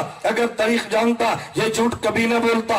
امام ابو حنیفہ کی بیٹی حنیفہ ہے۔ امام ابو حنیفہ کا صرف ایک بیٹا جس کا نام حماد تھا، اس کے علاوہ بیٹا بھی نہیں ہے، اس کے علاوہ بیٹی بھی نہیں ہے۔ اگر تاریخ جانتا کبھی تجھے دھوکہ نہ لگتا۔ ہمارے علم میں تاریخ بھی ہے، امام ابو حنیفہ کی بیٹی بھی نہیں، کوئی اور بیٹا بھی نہیں، تنہا ایک بیٹا حماد ہے۔ اور جی پھر حنیفہ کا باپ کیوں کہتے ہیں؟ میں نے کہا تیرے ذہن میں ابن کا معنی صرف ایک ہے کہ باپ ہے، ہمارے ذہن میں ایک نہیں ہے، ہمارے ذہن میں ابن کے کئی معنی ہیں۔ دھوکہ تبھی لگتا ہے جب بندہ ایک لفظ کا معنی ایک سمجھتا ہے۔ بات چل پڑی ہے، میں ایک جملہ کہنے لگا، ہم نے حضرت مولانا قاسم نانوتوی نور اللہ مدقدہ بانی تعلم دیوبند نے ایک بات چھیڑی ہے، فرمانے لگے موت امتی پر بھی آتی ہے، موت نبی پر بھی آتی ہے، لیکن امتی کی موت جدا ہے، نبی کی موت جدا ہے۔ امتی پر موت آئے اس کا معنی روح نکل گئی ہے، نبی پر موت آئے اس کا معنی روح سمٹ گئی ہے۔ ایک بندہ کہتے یہ معنی غلط ہے، میں نے کہا نانا، مولانا قاسم نانوتوی نے فرمایا موت کا معنی قبض ہے، حدیث مبارک میں ہے ان اللہ قبض ارواحکم ورد الیکم حین شاء، اللہ تمہاری روح کو قبض کر لیتے ہیں جب چاہتے ہیں لٹا دیتے ہیں۔ تو موت کا معنی قبض روح ہے، اور قبض کے دو معنی ہیں، ایک قبض کا معنی بسط تو یدی، میں سمجھانے کے لیے کہتا ہوں یہ میرے ہاتھ میں کاغذ ہے میں نے ہاتھ پھیلا دیا، کہتے ہیں بسط تو یدی، میں نے ہاتھ سمیٹ لیا۔ آپ کہتے ہیں قبض تو یدی، اس کا معنی کبھی قبضن کا معنی سمٹ جانا ہے اور کبھی قبضن کا معنی یہ نہیں ہوتا، بلکہ قبضن کا معنی ایک آدمی سے چیز کو لینا اور پھر واپس کر دینا۔ توجہ، اس بچے کی ٹوپی موجود ہے، مجھے بچہ نہ دو ٹوپی دو بس اس کو بٹھا دو۔ توجہ رکھنا، یہ پہلے ٹوپی اس بچے کے پاس، اب ٹوپی بولو نا. پہلے ٹوپی اس کے پاس، اب پہلے قبضہ اس کا تھا، اب قبضہ میرا. اس کے قبضے سے نکلی میرے پاس آئی، اس کے بھی کہتے ہیں قبضہ. تو قبض ان کا ایک معنی ایک سے چیز نکلے دوسرے کے پاس آ جائے، یہ بھی قبضن ہے. چیز سمٹ جائے، یہ بھی قبضن ہے. مولانا قاسم نانوتوی فرماتے ہیں قبضن کے معنی تو ہے کبھی خروجن نکل جانا، کبھی حبسن سمٹ جانا. جب امتی پر موت آئے تو معنی خروج روح، روح نکل جانا ہے. جب نبی پر موت آئے تو معنی حبس روح، روح سمٹ جانا ہے. ان کو قبضن کے دو معنی آتے تھے. امتی کی معنی الگ کیا ہے، نبی کے لیے معنی الگ کیا ہے. پھر تائید میں قرآن پیش کرتے ہیں انکا میتن وانہم میتون. خدا نے نبی کو میتن الگ کہا، امت کو میتون الگ کہا، یہ بتانے کے لیے نبی کی موت جدا ہے، امت کی موت جدا ہے. میں صرف اس پہ دلیل دے رہا تھا. کبھی ایک لفظ کے معنی دو ہوتے ہیں، ہمیشہ ایک لفظ کا معنی ایک ہی نہیں ہوتا. اب ان کا معنی تجھے باپ نظر آیا، ہمیں اب ان کا معنی اور بھی نظر آیا. آپ دنیا میں کہتے ہیں فلاں بندہ ابن الوقت ہے.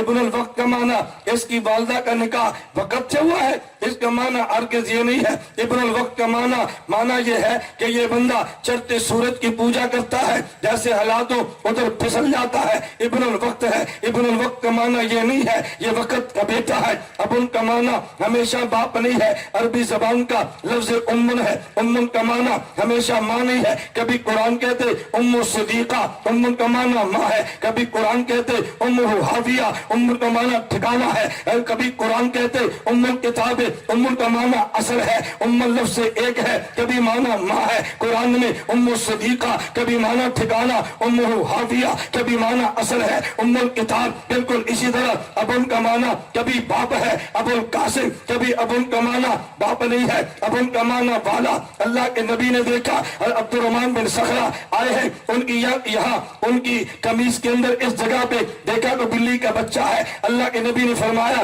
یا ابا ہریرہ، یا بلی کا بچہ اٹھانے والے اسی دور سے انہیں ابو ہریرہ کہا جانے لگا. اس کا معنی بلی کے بچے کا باپ نہیں ہے، ابو ہریرہ کا معنی بلی کے بچے والا ہے. اللہ کے نبی زہرا کے گھر گئے، پوچھا زہرا علی کہاں پر ہے؟ کہا جی گھر میں نہیں ہے. حضور مسجد نبی میں گئے، علی المرتضیٰ مسجد نبی کی زمین پہ لیٹے تھے، ان کے جسم پہ مٹی لگی تھی. فرمایا قم یا ابا تراب، ابو تراب اٹھ گیا. اس کا معنی یہ نہیں ہے علی کے بیٹے کا نام تراب ہے، ابو تراب کا معنی مٹی والا ہے. حضرت عبداللہ پیغمبر کے پہلے صحابی ہے بڑوں میں سے، لیکن ابو بکر کہتے ہیں اس کا معنی یہ نہیں ہے کہ بکر کا باپ ہے. اس کا معنی جب پیغمبر نے اعلان کیا کون میرا کلمہ پڑھے گا بڑوں میں جس نے پہل کی وہ عبداللہ ہے. مجھے کون ساری دولت دے گا؟ جس نے پہل کی وہ عبداللہ ہے. مجھے کماری لڑکی چاہیے، نکاح میں کون دے گا؟ جس نے پہل کی ہے یہ عبداللہ ہے. میں نے ہجرت پہ جانا ساتھ کون چلے گا؟ جس نے پہل کی ہے یہ عبداللہ ہے. میرے نبی دنیا سے گئے ہیں، ان کے مسلح پہ پہلے کون کھڑا؟ عبداللہ ہے. نبی دنیا سے گئے ہیں، پہلے امام کون بنا؟ یہ عبداللہ ہے. میرے نبی جنت، میرے نبی قبر میں گئے ہیں، حضور کے بعد سب سے پہلے نبی کی قبر میں کون گیا؟ یہ عبداللہ ہے. نبی قیامت کو اٹھیں گے، سب سے پہلے کون اٹھے گا؟ عبداللہ ہے. نبی جنت میں جائیں گے، ساتھ پہلے کون جائے گا؟ عبداللہ ہے. ابو بکر کا معنی بکر کا باپ نہیں ہے، ابو بکر کا معنی پہل کرنے والا ہے. کلمے میں پہل کی ہے، ابو بکر بنا. ہجرت میں نبی کے ساتھ پہل کی ہے، ابو بکر بنا. مزار میں پہلے گیا، ابو بکر بنا. غار میں پہلے گیا، ابو بکر بنا. جنت میں پہلے جائے گا، ابو بکر بنا. ابو بکر کا معنی بکر کا باپ نہیں ہے، ابو بکر کا معنی بکر والا ہے. ابو حنیفہ کا معنی حنیفہ کا باپ نہیں ہے، حنیفہ کا معنی دین خالص ہے. صدیق نے پہلے لیا پھلایا، ابو بکر بنا ہے. ابو حنیفہ نے پہلے لیا اور لکھا، ابو حنیفہ بنا ہے. ابو بکر کا معنی دین لینے میں پہل کرنے والا، دین پھلانے میں پہل کرنے والا. ابو حنیفہ کا معنی دین لکھوانے میں پہل کرنے والا، جس نے پہلے لیا پھلا دیا. ابو بکر بنا ہے، جس نے پہلے دین لیا لکھوا دیا، ابو حنیفہ بنا ہے. ابو حنیفہ کا معنی حنیفہ کا باپ نہیں ہے، ابو حنیفہ کا معنی دین حنیف کو لکھوانے میں پہل کرنے والا ہے. اور عجیب بات یہ ہے اللہ آپ سب کو مدینہ لے جائے، آپ کی برکت سے ہمیں بھی لے جائے. آپ تو برکت کے قائل ہیں نا، وسیلے کے قائل ہیں نا. جو قائل نہیں ہے نا وہ نہ آیا کرے ہمارے مجمع میں، وہ نہ آیا کرے. ہاں سمجھنا ہو تو پھر آ جایا کرے، سمجھنے کے لیے ضرور آنا چاہیے. یہ میاں والی میرا بیان تھا، ختم بخاری کا جلسہ تھا. تو مجھے محترم صاحب فرمانے لگے کہ مولانا صاحب آج آپ نے حدیث پر ہی بات کرنی ہے، اس مسئلے کو نہیں چھیڑنا۔ میں نے کہا کیوں؟ کہتے ہیں 70% وہ ہے۔ میں نے کہا پھر تو ضرور بیان کرنا چاہیے چاہے 70% کو سمجھ آئے۔ یہ ہماری قوم بھی عجیب ہے، توجہ رکھنا۔ مولانا ختم نبوت پر بیان کرے کیوں؟ اس علاقے میں کچھ مرزائی رہتے ہیں۔ صحابہ کا دفاع کرے کیوں؟ بعض وہ رہتے جو صحابہ کو نہیں مانتے۔ نماز پہ بیان کرے کیوں؟ کچھ لوگ بے نمازی ہیں۔ روزے پہ تقریر کرے کیوں؟ کچھ لوگ روزہ نہیں رکھتے۔ زکوٰۃ پہ تقریر کرے کیوں؟ ہمارے محلے کے لوگ زکوٰۃ نہیں دیتے۔ مسئلہ حیات پہ تقریر نہ کرنا، کچھ مماتی بھی رہتے ہیں۔ عجیب بات ہے۔ نہیں، ان کا دل ٹوٹے گا۔ میں نے کہا پھر ختم نبوت بیان نہ کر، مرزائیوں کو دل ٹوٹے گا۔ شان صحابہ پہ بیان نہ کر، ان کا دل ٹوٹے گا۔ زکوٰۃ پہ بیان نہ کر، جو زکوٰۃ نہیں دیتا بیچارے کا دل ٹوٹے گا۔ پھر کس کس کا دل رکھو گے؟ باقی ہر موضوع پہ تقریر کرائیں گے، اور جب یہ موضوع آ جائے نہ نہ ان کا دل ٹوٹے گا۔ میں نے کہا ٹوٹنے دے، میرے نبی کا دل نہ ٹوٹے۔ میں ان کا پابند نہیں ہوں، ہم پیغمبر کی خدمت کے، ہم پیغمبر کی محبت کے پابند ہیں۔ جو ٹوٹتا ہے وہ ٹوٹے، جو جڑتا ہے وہ جڑے۔ قیامت کو بھی اعلان ہوگا وَامْتَازُوا الْيَوْمَ أَيُّهَا الْمُجْرِمُونَ۔ اپنے جدا ہے، غیر جدا ہے۔ ہم کہتے ہیں دنیا میں اپنے جدا ہے، غیر جدا ہے۔ ہمیں کوئی ضرورت نہیں ایسے بندے کی جو ہمارا ہم عقیدہ نہ ہو۔ میں نے کوئی الیکشن لڑنا ہے، مجھے تمہاری ضرورت نہیں ہے۔ میں نے کوئی روڈ بلاک کرنا ہے، مجھے تمہاری ضرورت نہیں ہے۔ میں نے عقیدے کی اصلاح کرنی ہے، میرے ساتھ وہی چلے جو صحیح عقیدہ ہے۔ ہمیں اپنی جماعت میں کسی ایسے بندے کی ضرورت نہیں ہے جو ہمارا ہم عقیدہ نہ ہو۔ میں کسی کی تردید نہیں کرتا، آپ کی اپنی پالیسیاں، ہماری اپنی پالیسی ہے۔ ہر جماعت اپنی پالیسی میں آزاد ہے یا نہیں؟ بولتے نہیں، آزاد ہے یا نہیں؟ مجھے ایک ساتھی کہنے لگا، مسئلہ بیان کیا، کہتا جی میں چل رہا ہوں چلے میں۔ میں نے کہا جی یہاں پر ایک وہ بندہ ہے جو حضور پاک کو قبر میں زندہ نہیں مانتا، ان کے پیچھے نماز پڑھ لیں؟ میں نے کہا نہ۔ کیوں؟ میں نے کہا نہیں ہوتی۔ توجہ رکھنا، کہتا ہے اگر جوڑنے کے لیے پڑھ لیں تو پھر؟ میں نے کہا ایک لڑکی کو زنا سے چھڑوانا ہے، اس سے دوستی لگا لو، ایک دو مرتبہ منہ کالا کر لو۔ کیوں؟ اس کا زنا چھڑانا ہے۔ کہتا ہے جائز نہیں ہے۔ میں نے کہا زنا چھڑانے کے لیے زنا کرنا جائز نہیں ہے، نماز پہ لانے کے لیے نماز برباد کرنا کیسے جائز ہے؟ میں نے کہا آپ کی مرضی، میں منع نہیں کرتا، مسئلہ میرے ذمہ ہے۔ قیامت کو خدا کو یہ نہ کہنا ہمیں صحیح مسئلہ کسی نے نہیں بتایا تھا۔ قیامت کو یہ نہ کہنا ہم قیامت کے دن بری و ذمہ ہوں گے، اللہ ہم نے اپنا کام کر دیا، انہوں نے نہیں مانی، یہ جانے اور وہ جانے۔ مجھے ایک بندہ کہنے لگا پھر دعوت میں جوڑنا بھی ہے، جڑیں گے کیسے؟ میں نے کہا ہم بتاتے ہیں، یہ ہمارے ذمہ حل ہے نا، ٹوٹیں گے بھی نہیں، نماز بھی اپنی پڑھ لیں۔ کہتے رہی وہ کیسے؟ میں نے کہا پڑھ لیں بعد میں لٹا لیں، پڑھ لیں جوڑنے کے لیے پھر لٹا لیں، دعوت کا کام بھی ہو۔ میں نے کہا تجھے میں نے مسجد سے نہیں نکالا، میں نے کہا اس نیت سے پڑھ کے نہیں ہوتی اور بعد میں لٹا لے، ٹوٹے گا بھی نہیں، تیری نماز بھی بچ جائے گی۔ یہ بات ٹھیک ہے غلط ہے؟ اللہ میں بات سمجھنے کی توفیق عطا فرمائے۔ سود خور کا کھانا کھانا چاہیے؟ بولیے۔ اور بس اوقات بعض لوگ کہتے جی ہماری مجبوری ہے، ہم نے دعوت دینی تھی، اگر اس کا پانی کا گلاس نہ پیتے دعوت کیسے دیتے؟ تو حلال سمجھ کے پیو گے حرام سمجھ کر؟ بولو، گناہ سمجھ کے نیکی سمجھ کے، بعد میں توبہ کرو گے یا نہیں کرو گے؟ تو یہاں بھی نماز پڑھ لو، گناہ سمجھ کے پڑھو اور بعد میں لٹا لو۔ عقیدے کے معاملے میں کوئی کمپرومائز نہیں ہے۔ میں ایک ساتھی کی بات سمجھاتا ہوں، میری بات سمجھنا۔ اگر کسی آدمی سے دوستی لگی ہو اور دوستی کٹ جائے تو دکھ ہوتا ہے یا نہیں ہوتا؟ اگر آپ نے باطل عقیدے سے دنیا میں دوستی لگا لی اور جب قیامت کو خدا نے جدا کیا نا تو ایک مرتبہ یاری یاد آئے گی، ہم دنیا میں یار تھے، الگ ہو گئے، یہ دوستی ٹوٹنے کا دکھ ہوگا۔ ہم نے لگائی ہی نہیں ہے، ہمیں ٹوٹنے کا دکھ بھی نہیں ہوگا۔ ہم دکھوں سے بے نیاز ہیں، نہ ہم نے لگائی ہے نہ ہم ٹوٹنے کا دکھ ہے۔ ہم قیامت کو خدا سے کہیں گے اللہ تیرے نبی کی خاطر ہم ان سب سے نالا تھے، وہاں بھی تھے یہاں بھی تھے، وہاں بھی مصطفیٰ کے تھے یہاں بھی مصطفیٰ کے ہیں، بس ہم حضور کے ساتھ ہیں، ہمیں اور کوئی نہیں چاہیے۔ یہ بات ٹھیک ہے یا غلط ہے؟ میں بتا رہا تھا ہمارے امام کی کنیت ابو حنیفہ، اس پہ ایک نقطہ ذہن میں رکھنا۔ عجیب بات یہ ہے کہ 95% حنفی ایسے ہیں، ان سے پوچھو تمہارے امام کا نام کیا ہے، کہتا ہے ابو حنیفہ، حالانکہ نام ابو حنیفہ نہیں ہے، اصلی نام نعمان کوئی نہیں جانتا، 95% نہیں جانتے۔ 95% سنیوں سے پوچھو، حضرت ابو بکر پہلے امام خلیفہ، ان کا نام کیا ہے؟ کہتے ہیں ابو بکر۔ ہم نے کہا نہیں، نام بتاؤ، نہیں آتا۔ اس کی حکمت کیا ہے؟ 95% سنی سے صدیق کا نام پوچھو، نہیں جانتا۔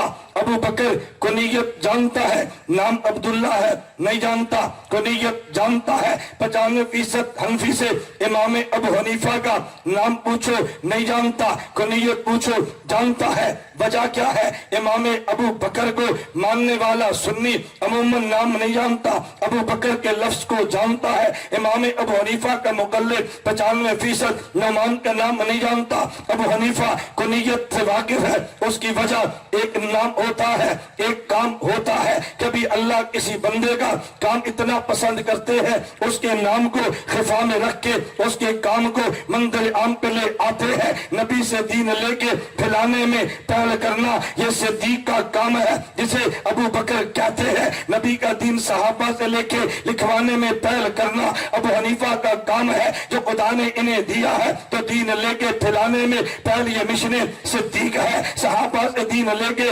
لکھوانے میں پہل یہ مشن امام اعظم، مشن حضرت نعمان ہے۔ خدا کو صدیق کا اتنا مشن پسند آیا، لوگ نام نہیں جانتے، ابو بکر مشن کو جانتے ہیں۔ امام ابو حنیفہ کا کام اتنا پسند آیا، لوگ نام نعمان نہیں جانتے، کام ابو حنیفہ کو جانتے ہیں۔ تو جب تک صدیق کا نام رہے گا، صدیق کا کام رہے گا، ابو بکر لوگ کہتے رہیں گے۔ جب تک امام نعمان کا کام رہے گا، لوگ ابو حنیفہ کہتے رہیں گے۔ خدا نے ابو بکر کے نام عبداللہ کو پرتے خفا میں رکھا، ان کی کنیت ابو بکر کو عام کیا ہے۔ امام ابو حنیفہ کا نام نعمان بھی پرتے خفا میں رکھا، ان کے کام ابو حنیفہ کو عام کیا ہے۔ صدیق کا مشن ابو بکر سے زندہ ہے، نعمان کا مشن ابو حنیفہ سے زندہ ہے۔ ابو بکر نام ہے یا کام ہے؟ ابو حنیفہ نام ہے یا کام ہے؟ تو کام زندہ ہے، آج ان کے وصف بھی زندہ ہے۔ ان کا وصف یہ کام والا ہے، ان کا وصف یہ اولاد اور نام والا نہیں ہے۔ توجہ رکھنا، حضور پاک کے مشن کو لے کر چلنے والے نبی کے جسمانی بیٹے، روحانی بیٹے، بولو، جسمانی بیٹے، روحانی بیٹے۔ اس کا معنی یہ ہے اگر مشن جسمانی ہو تو لے کر چلنے والے جسمانی اولاد ہوتی ہے، اگر مشن روحانی ہو تو لے کر چلنے والے روحانی بیٹے ہوتے ہیں۔ صدیق نے بھی مشن روحانی کو لیا ہے، ان کی کنیت ابو بکر یہ روحانیت والی ہے۔ امام ابو حنیفہ نے روحانی مشن کو لیا ہے، ان کی کنیت بھی ابو حماد معروف نہیں ہے، ابو حنیفہ معروف ہوئی ہے۔ جو مشن روحانیت کو لے کر چلے اس کی کنیت ابو عبداللہ، اور اس کی کنیت بھی ابو بکر کے نام سے چلی جو روحانی ہے۔ امام ابو حنیفہ مشن روحانی میں پیغمبر کا وارث ہے، ابو حماد نہیں، ابو حنیفہ کے نام سے چلا ہے۔ اگر مشن جسمانی لے کے چلتے تو ان کا نام مشن جسمانی والا چلتا، یہ چونکہ روحانی کام کو لے کر چلے، ان کا روحانی نام آج بھی زندہ ہے، آئندہ بھی زندہ رہے گا۔ نمبر 1 بشارت، نمبر 2 جائے ولادت، نمبر 3 کنیت، نمبر 4 لقب۔ امام اعظم ابو حنیفہ کا لقب امام اعظم، کنیت ابو حنیفہ ہے، لقب امام اعظم ہے۔ توجہ رکھنا، لقب امام اعظم ہے۔ لوگ کہتے ہیں بھئی لقب امام اعظم کیوں ہے، اور لقب ہو سکتا تھا؟ میں نے کہا نہیں، اور لقب نہیں ہونے چاہیے تھے۔ مجھے کہتا ہے وجہ، میں نے کہا وجہ یہ ہے کہ دنیا میں امام کئی ہیں، ہم نے دیکھنا ہے نبوت سے کیا نکلا۔ کہا جی صحابیت، میں نے کہا صحابیت سے کیا نکلی؟ کہتے امامت، میں نے کہا پھر بات سمجھنا، پیغمبر کے بعد پیغمبر کے صحابہ، صحابہ کے بعد فقہا ہے، تو پھر میں یہ بات کہوں گا ہم نے قرآن کو دیکھنا ہے۔ قرآن نے لفظ بولا من النبیین، قرآن نے لفظ بولا والصدیقین، توجہ رکھنا، قرآن نے لفظ بولا من النبیین، قرآن نے لفظ بولا والصدیقین۔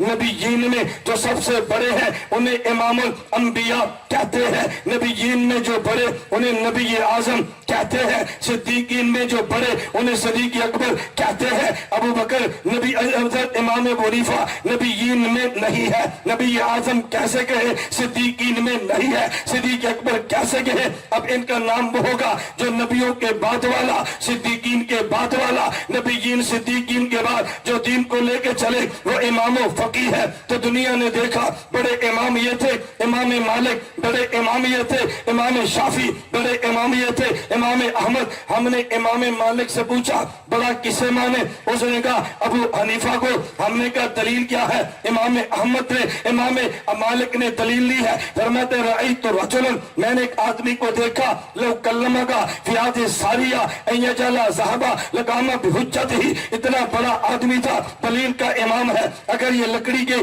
सतून को लेके सोने का साबित करे तो कर सकता है, इसलिए कि ये इमामों का इमाम है। इमाम शाफी से पूछा मुझे बताओ बड़ा इमाम कौन है? कहा मैं कहता हूँ इमाम अबू हनीफा। तुम्हारी दलील क्या है? फरमाया दलील ये है कि मन अरादल फिका फलजल्दम अलैहि अबा हनीफा व सहाबहु, फाहमे दीन लेना चाहे अबू हनीफा के शागिर्दों के पास बैठना, फ़इन्न नासा इयालन अलैहि फिल फिक़ह, इसलिए कि बाकी दुनिया फिका में इमाम अबू हनीफा की औलाद है और ये बाप है, औलाद छोटी है बाप बड़ा है, इसलिए इमाम आजम क्या देते हैं। इमाम अहमद से पूछा बड़ा कौन है? कहा जी अबू हनीफा। तुम्हारी दलील क्या है? फरमाते दलील ये है सुबहान अल्लाह।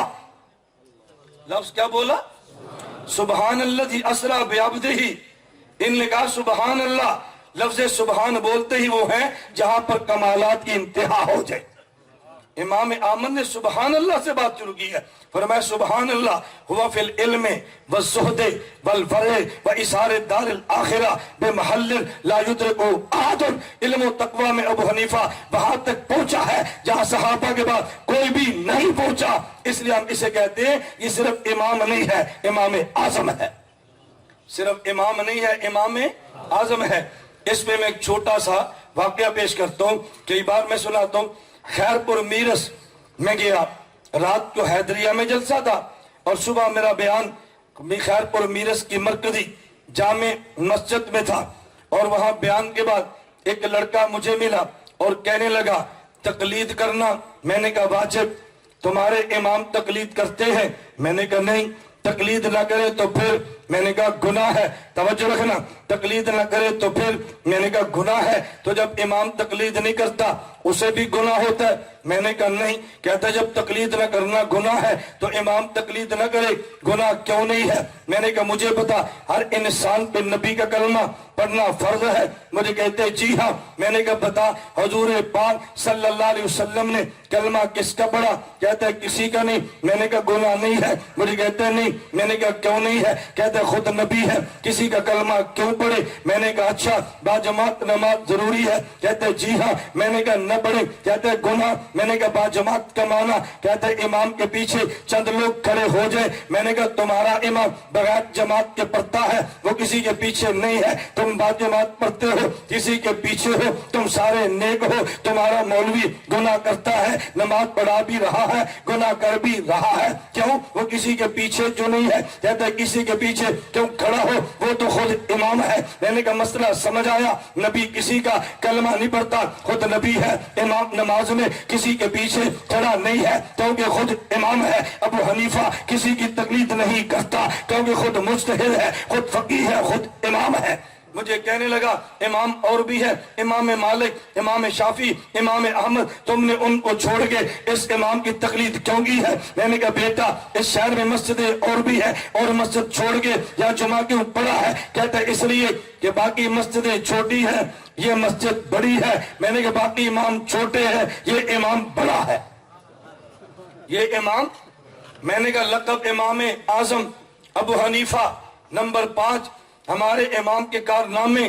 अब कारनामे तो इतने हैं, अल्लाह गवाह है, मैं बगैर मुबालगे के कहता हूँ, हम फजर तक भी चलते रहे तो हमारे इमाम के कारनामे खत्म नहीं होने। ये तो मैं अपने इल्म की बात कर रहा हूँ ना, जिसकी हैसियत कोई नहीं है और अकाबिर के इल्म को लेकर चले तो बंदा सोच सकता है हमारे इमाम के कारनामे कितने होंगे। मैं इख्तिसार से इमाम के 3 कारनामे पेश करता हूँ, बड़े इख्तिसार से, बगैर लंबी बात कहने की। नंबर 1 ज़हन में रखना, नंबर 1 हमारे इमाम का कारनामा यह है, अल्लाह के नबी से صحابہ نے نماز لی ہے، نبی کو نماز پڑھتے دیکھا ہے، امت کو صحابہ نے نبی والی نماز پڑھ کے دکھا دی ہے، نبی والا حج صحابہ نے کر کے امت کو دکھا دیا ہے، نبی والا روزہ رکھ کے صحابہ نے امت کو رکھ کے دکھا دیا ہے، پیغمبر والا جہاد نبی کو دیکھا، جہاد کر کے امت کو دکھا دیا ہے، نبی کو صدقہ کرتے دیکھا، امت کو صدقہ کر کے صحابہ نے دکھا دیا ہے، پیغمبر کو نکاح کرتے دیکھا، نکاح کر کے امت کو دکھا دیا ہے۔ نبی کا نکاح ایسے ہے، لیکن ایک کام صحابہ نبی کو دیکھتے رہے، امت کو دکھاتے رہے، نبی والی نماز پڑھ کے بتاتے رہے، لیکن اگر یہ سلسلہ پڑھنے والا یوں ہی رہتا، نقصان کیا تھا؟ اللہ کے نبی والا قرآن دیکھ لو، ابو بکر صدیق نے رضی اللہ عنہ ایک جگہ پہ جمع کرا دیا ہے۔ عجیب بات یہ ہے، مجھے بتاؤ قرآن اترا کس پہ ہے؟ توجہ رکھنا، کس پہ اترا؟ قرآن لکھوایا کس نے ہے؟ بولو نا بھائی، قرآن اترا کس پہ ہے؟ لکھوایا کس نے ہے؟ کہتے ہیں صحابہ کرام نے۔ یہ رٹی رٹی باتیں نہ کرو۔ حضرت امیر معاویہ کاتب وحی ہیں یا نہیں؟ کس کے کہنے پہ؟ تو پھر حضور نے لکھوایا نا۔ حضرت علی کاتب وحی ہے، کس نے لکھوایا؟ حضور نے۔ حضرت زید کاتب وحی ہے، کس نے لکھوایا؟ حضور نے۔ خود کیوں نہیں لکھا؟ امی جو ہے، خود کیوں نہیں لکھا؟ امی جو ہے۔ توجہ رکھنا، قرآن اترا کس پہ؟ حضور پاک پہ۔ لکھوایا کس نے؟ اللہ کے نبی نے۔ تو صدیق اکبر نے کیا کیا ہے؟ بات سمجھنا، صدیق اکبر نے کیا کیا ہے؟ اللہ کے نبی پہ قرآن اترا، وہ تھوڑا تھوڑا الگ الگ جگہ پہ لکھا ہوا تھا۔ حضرت صدیق اکبر نے کہا بھی جن کے پاس تھوڑا تھوڑا ہے وہ سارے لے کر آؤ تاکہ ایک جگہ پہ جمع کر دیا جائے۔ کوئی بندہ کہے گا نبی نے الگ الگ تھوڑا تھوڑا لکھا تھا، صدیق نے ایک جگہ پہ جمع کیوں کروا دیا ہے؟ ذرا نقطے پہ غور رکھنا، اللہ کے نبی پہ سارا قرآن ایک بار اترا یا تھوڑا تھوڑا؟ بولو نا۔ تو حضور کو ایک بار لکھوانا چاہیے یا تھوڑا تھوڑا؟ اور صدیق کو اکٹھا ملا یا تھوڑا تھوڑا؟ تو پھر صدیق کو اکٹھا کروانا چاہیے۔ نبی نے تھوڑا تھوڑا لکھوایا، صدیق نے ایک جگہ پہ اکٹھا کروا دیا۔ حضرت عثمان غنی نے پھر کیا کیا؟ آپ کہتے ہیں جامع القرآن ہے، عثمان ہے، عثمان ہے۔ یہ جامع القرآن تو صدیق ہے رضی اللہ عنہ۔ پھر حضرت عثمان کو اب جامع القرآن کا جو نعرہ لگاتے ہیں، اس کا مطلب کیا ہے؟ بات توجہ سے سمجھنا۔ قرآن کریم کئی ایک قراتوں میں تھا، اور یہ قرات کئی ایک قراتوں میں تھا، مختلف قراتوں میں قرآن لکھا گیا، اور دنیا میں کئی نسخے پھیل گئے، عرب سے عجم میں پہنچا، عجمیوں میں لڑائی شروع ہو گئی۔ ایک کہنے لگا قرآن یہ ہے، دوسرا کہنے لگا قرآن یہ ہے۔ توجہ، الحمدللہ رب العالمین مالک یوم الدین، دوسرا نسخہ الحمدللہ رب العالمین مالک یوم الدین۔ ایک بار نسخہ مالک والا ہے، ایک کے بعد مالک والا ہے، یہ دونوں لڑ پڑے، ایک کہتا ہے یہ اصلی ہے، دوسرا کہتا ہے یہ اصلی ہے، اصلی تو دونوں تھے۔ حضرت عثمان غنی کے پاس جب یہ شکایات پہنچی، امت لڑنے لگی ہے، مسئلہ سمجھ نہیں آ رہا، حضرت عثمان غنی نے فرمایا پوری دنیا میں جتنے قرآن کے نسخے پھیلے ہیں سارے ایک جگہ پہ جمع کر دو۔ وہ سارے نسخے مدینہ میں جمع کرا لیے۔ پھر عثمان غنی نے صرف ایک نسخہ لکھوا کے پوری دنیا میں پھیلا دیا، باقی سارے نسخے مدینے میں رکھ لیے۔ ہر قرات والا قرآن لکھوا کے مدینہ میں رکھ لیا ہے، لیکن ایک قرات والا دنیا میں عام کر دیا ہے تاکہ امت کو فتنے سے بچا لیا جائے۔ اللہ کے نبی نے تھوڑا تھوڑا لکھوایا ہے، صدیق اکبر نے ایک جگہ جمع کروایا ہے، عثمان غنی نے ایک قرات پہ لکھ کے پوری دنیا میں پھیلا کے امت کو فتنے سے بچایا ہے۔ نبی کا کام یہ ہے، صدیق کا یہ ہے، علی حضرت عثمان بن عفان کا کام یہ تھا۔ میں سمجھانے لگا، حضرت صدیق نے ایک جگہ پہ جمع کیوں کروایا؟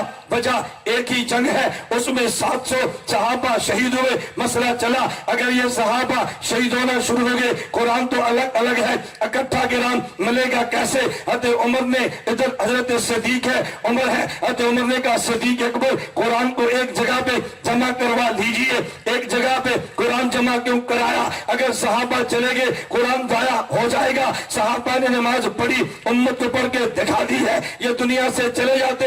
बाद वाले गड़बड़ कर सकते थे, खुदा ने इमाम अबू हनीफा को खड़ा किया और सहाबा के दौर में खड़ा किया।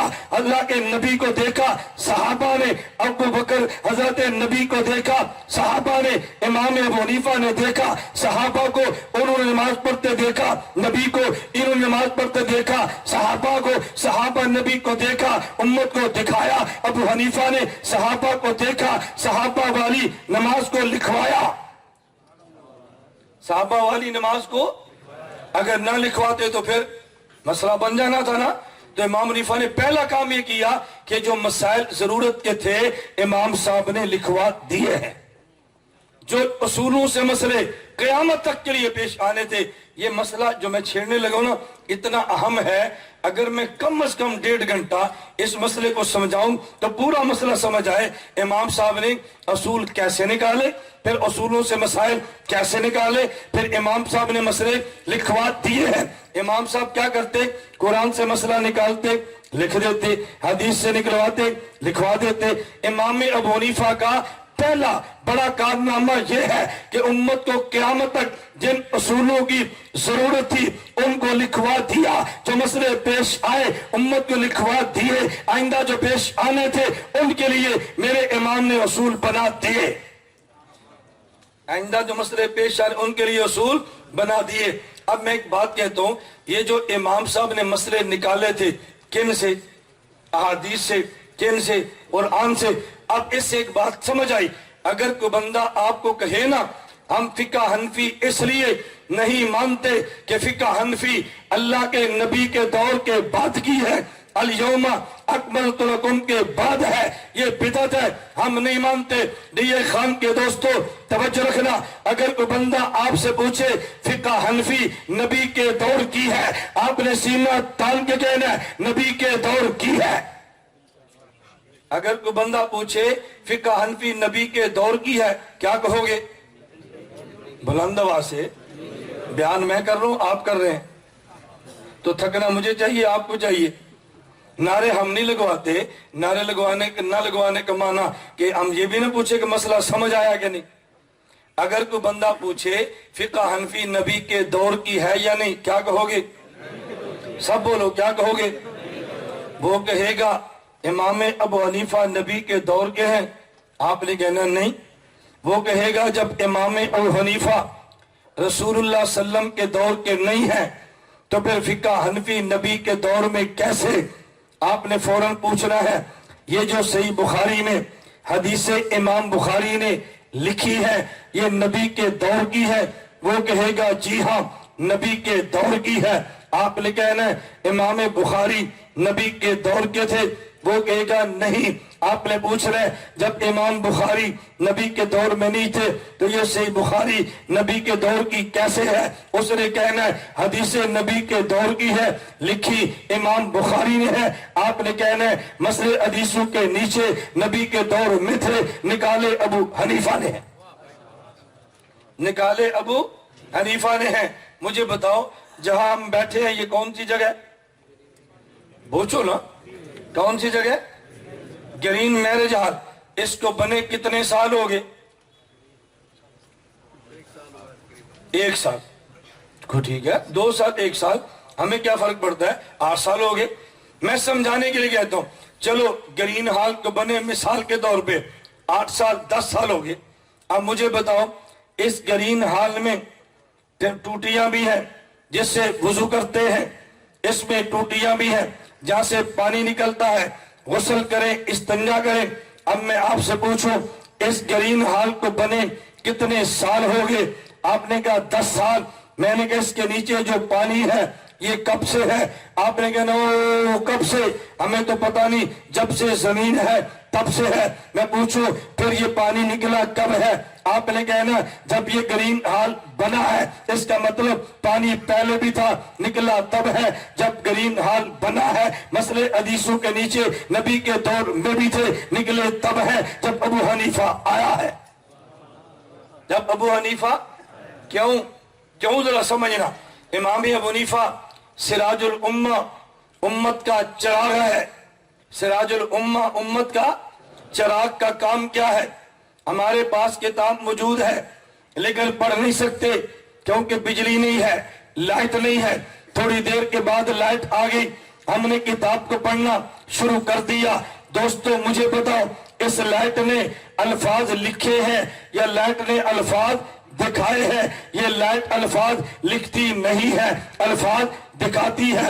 چراغ کے ذمے الفاظ بنانا نہیں ہے، الفاظ دکھانا ہے۔ ابو حنیفہ سراج الامہ ہے، ان کے ذمے مسئلے بنانا نہیں ہے، بلکہ جو مسئلے حدیثوں کی تہ میں بنا کے نبی نے رکھے تھے ابو حنیفہ کے ذمے دکھانا ہے۔ پھر میں کہوں گا کہ جس طرح لائٹ الفاظ بناتی نہیں، یہ دکھاتی ہے۔ ابو حنیفہ کا چراغ مسئلے بناتا نہیں، مسئلے دکھاتا ہے۔ بنائے اللہ کے نبی نے ہے، دکھائے امام ابو حنیفہ نے ہے۔ مسئلے بنانے کو شرع عین والا کہتے ہیں، مسئلے دکھانے کو شرع ہا والا کہتے ہیں۔ ہمارے نبی شارع عین والے مسئلے بنائے ہیں، ابو حنیفہ شارع ہا والے مسئلے دکھائے ہیں۔ اسے علماء کی زبان میں یوں کہتے ہیں، القیاس مظہر لا مثبت۔ قیاس مسئلے بناتا نہیں ہے، قیاس مسئلے دکھاتا ہے۔ ابو حنیفہ قیاس والا مسئلے بنائے اللہ کے نبی نے ہے، اس نے قیاس کیا تو مسئلے دکھائے ہیں۔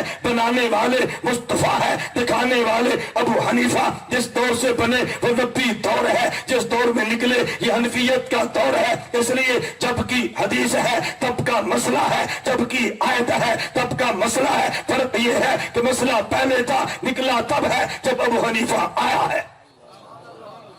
تو فقہ حنفی کس دور کی ہے؟ بولو نا، کس دور کی ہے؟ یہ بات یہ نبی کے دور کی ہے۔ کوئی بندہ تمہیں غلط فہمی میں نہ ڈالے، اگر نبی کے دور کی ہے تو ایک ایک حدیث سے یہ دو مسئلے کیوں ہیں؟ آپ اس سے پوچھو، حدیث قرآن کی شرح ہے، ایک ایک مسئلے پہ دو حدیثیں کیوں ہیں؟ اگر مسئلہ بنانے والا ایک مسئلے پہ دو حدیثیں دے سکتا ہے تو مسئلہ دکھانے والا ایک حدیث سے دو مسئلے نکال کے دے سکتا ہے۔ مسئلے بنانے والے دو حدیثیں دے دی ہیں تو نکالنے والے نے دو نکال دی، تو پھر کیا ہوا؟ کیا فرق پڑا ہے؟ بعد والے بیٹھے ہیں نا یہ پتا کرنے کے لیے کہ یہ پانی میٹھا ہے یا کڑوا ہے۔ زمین کے نیچے تو پانی دونوں تھے نا، انجینئر نے نکال دیا اور بعد والے نے بتا دیا یہ نہ پینا یہ پینا۔ توجہ، امام صاحب نے دونوں مسئلے نکال دیے، ابو یوسف نے بتایا یہ لینا یہ نہ لینا۔ تمہیں کیسے پتا چلا؟ میں امام کا شاگرد ہوں، جو مزاج میں جانتا ہوں تم نہیں جانتے۔ امام محمد نے بتایا یہ دونوں مسئلے امام کے، یہ لینا یہ نہ لینا۔ اس سے مسئلہ تمہیں سمجھ آنا چاہیے۔ یہ جو لوگ جھوٹ بولتے ہیں نا، امام ابو حنیفہ کے شاگرد امام ابو حنیفہ سے اختلاف کرتے ہیں، انہیں کہو گدو جھوٹ نہ بولو، اختلاف نہیں کرتے۔ امام ابو یوسف کا قول ہے، فتاوی شامیہ میں ہے، امام ابو یوسف کہتے ہیں میں اپنے استاد سے اختلاف نہیں کرتا، ایک ہی مسئلے پہ میرے استاد کی دو رائے ہوتی، میں ایک کو ترجیح دیتا ہوں۔ تم نے سمجھا اختلاف کیا ہے، اس نے استاد ہی کی دو رائے میں سے ایک رائے کو ترجیح دی ہے۔ اسی زمین سے پانی دو نکلے ہیں، ایک کا ذائقہ الگ ہے ایک کا الگ ہے، نکلے دونوں ہیں۔ انجینئر نے ایک کو پینے کے لیے بتایا، ایک سے منع کر دیا ہے۔ ابو حنیفہ نے مسئلے دونوں دیے، یہ بھی ہو سکتا ہے یہ بھی ہو سکتا ہے۔ ابو یوسف نے بتایا یہ لینا یہ نہیں لینا، ہم امام کا مزاج بھی جانتے ہیں، فتویٰ اس پہ ہے۔ وہ کیوں بتایا؟ ابو حنیفہ بتانا چاہتے ہیں اس میں پہلو ہے، نکل یہ بھی سکتا ہے نکل یہ بھی سکتا ہے، لیکن عمل اس پہ ہے اس پہ نہیں ہے۔ تو فقہ حنفی کس دور کی ہے؟ امام صاحب کا کارنامہ سمجھے؟ میں آپ سے کہہ رہا تھا نا، میں مذاق نہیں کر رہا، فجر تک بھی اس موضوع کو چھیڑے نا، آپ کی فجر کی اذانیں ہونی ہیں، یہ موضوع کور نہیں ہونا۔ میں ایک مثال دیتا ہوں، توجہ رکھنا۔ اللہ کے نبی صلی اللہ علیہ وسلم نے فرمایا فضلت علی الانبیاء بست، مجھے خدا نے 6 چیزیں وہ دی ہیں جو پہلی امت کے نبیوں کو نہیں دی۔ ان میں پہلی چیز فرمایا اوتیت جوامع الکلم، مجھے خدا نے جوامع الکلم دیے ہیں۔ جوامع جمع جامع تن کی ہے، کلم جمع کلمہ تن کی ہے۔ توجہ رکھنا، ایک ہوتے کلمہ، ایک کلمہ جامعہ۔ کلمہ کسے کہتے ہیں؟ الکلمۃ لفظ وضع لمان مفردن۔ میں مولویوں کے لیے گیا تو مفردن مفردن، کیوں؟ میں نے کہا یہ کافیہ ہے۔ یہ کیا ہے؟ عوام نہ پشانو ہمارے لیے کیوں بات نہیں کرتا؟ یہ ان کے لیے ہے جو ہمارے بارے میں سمجھتے ہیں یہ اسٹیج کا خطیب ہے، انہوں کتاباں نہیں ہوندیاں، اگر ہوندیاں تو بہ کے پڑھاندہ نا۔ میں نے کہنا مجھے 10 جگہ کا علم بھی آتا ہے، مجھے عوامی زبان بھی آتی ہے، میں اس پہ جتنا خدا کا شکر ادا کروں کم ہے۔ ہر آدمی اپنی کارگزاری سناتا ہے کہ نہیں؟ آپ کے ہاں اگر تبلیغ والے آئیں اجتماع پر کارگزاری نہیں سناتے؟ بتاؤ، جمعیت والے ووٹ مانگے کارگزاری نہیں سناتے؟ میں سناؤں تو پھر یہ ریا کیسے ہے؟ ایک یہ ریا کا فتویٰ میرے لیے ہے، ہر آدمی کارگزاری سناتا ہے۔ مفتی صاحب فرما رہے تھے نا، میں تحدیث میں نعمت کے طور پہ کہتا ہوں کرۂ عرض پہ تم پھر لو، میری بات پہ یقین نہ کرو، کرۂ عرض پہ تم پھرو، پھر بندے ڈھونڈنا جو خانقاہ کا پیر بھی ہو، توجہ رکھنا، جیل کا اسیر بھی ہو، میدان کا مجاہد بھی ہو، درسگاہ کا مدرس بھی ہو، قلم کا ادیب بھی ہو، سٹیج کا خطیب بھی ہو، مناظر بھی ہو، تلاش کرنا، جب ملے تو مجھے نام بتا دینا۔ تجھے سمجھ کیوں نہیں آ رہی؟ اس لیے کہ میں بڑے شہر کا محتمم نہیں ہوں۔ تجھے سمجھ کیوں نہیں آ رہی؟ اس لیے کہ میں بڑے باپ کا بیٹا نہیں ہوں۔ میں کہتا ہوں ہاں ہم نے محنت کی ہے۔ آپ کو بات نہیں سمجھ آ رہی؟ میں نے شروع میں ایک جملہ کہا تھا نا، میں نے پنکھے کیوں بند کرائے ہیں؟ اس لیے مجھے آپ کی پیاس کا اندازہ ہو، مجھے آپ کی گرمی کا اندازہ ہو، ورنہ میں لگا رہوں گا آپ تھکتے رہو گے۔ آپ کہیں مولانا صاحب نے 2 گھنٹے بیان کیا، دوسرے نے کہنا کیا بیان کیا ہے؟ پنکھا لگا ہوا تھا، کون سا کمال کیا ہے؟ ہم نے کہا نہ تیرا پنکھا ہے نہ میرا پنکھا ہے۔ اب گرمی تمہیں کم لگے گی، تم نے سننا ہے، مجھے زیادہ لگے کہ میں نے بولنا ہے، تو مشقت میری زیادہ ہے تیری زیادہ؟ میں نے تمہیں غیبت سے بچایا ہے تاکہ باہر جا کر غیبت کر کے اپنے نامہ اعمال سے آنا کرنا، اس سے زیادہ میں تمہاری کیا فکر کر سکتا ہوں؟ یہ میری باتیں تمہیں اس لیے سمجھ نہیں آتی کہ تم نے میری خانقاہ کا ماحول دیکھا نہیں ہے۔ خدا گواہ ہے، میں ساتھ کہتا ہوں تمہیں ایسا پیر چاہیے تو اور کیا چاہیے؟ تمہیں ایسا پیر ملے تمہیں اور کیا چاہیے؟ ہم انشاءاللہ اپنے خانقاہ اور اپنے مشائخ کی ترجمانی کرتے ہیں۔ میں بات سمجھانے لگا تھا، ایک ہے الکلمہ، توجہ، کلمہ، ایک ہے کلمتن، نقطہ سمجھنا، ایک ہے کلمہ، ایک ہے کلمتن جامعہ، دونوں میں فرق کیا ہے؟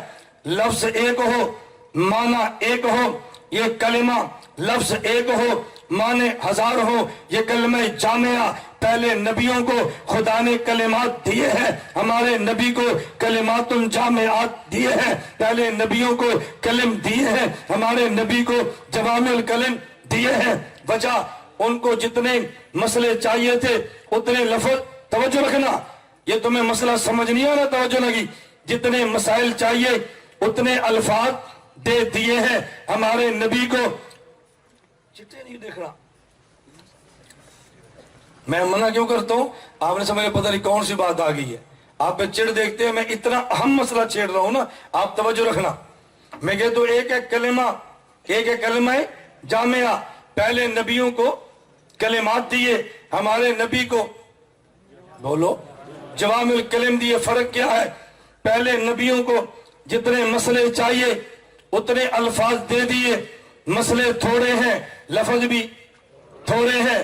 ہمارے نبی کو مسائل چاہیے قیامت تک کے لیے کروڑوں، اگر کروڑوں مسئلوں کے لیے اللہ کروڑوں الفاظ دے دیتا، کس درسگاہ میں پڑھاتے؟ کون سا قلم لکھتا؟ کون سا پریس چھاپتا؟ کون تسینے میں محفوظ رہتے؟ پہلے نبی گیا، کل محلہ کا نبی، ایک نبی گیا، دوسرا آ گیا، بستی کا نبی، مسئلے تھوڑے، شہر کا نبی، مسئلے تھوڑے۔ ہمارا نبی بستی کا نہیں ہے، پوری دنیا کا، ایک قوم کا نہیں ہے، اقوام عالم کا، ایک دور کا نہیں ہے، سارے دوروں کا۔ مسئلے کروڑوں چاہیے، کروڑوں مسئلوں کے لیے اللہ کروڑوں الفاظ دیتے۔ توجہ، سنبھالتا کون؟ خدا نے کرم یہ کیا، لفظ تھوڑے دے دیے، اس کے تہ میں کروڑوں مسئلے رکھ دیے نکالنے کے لیے۔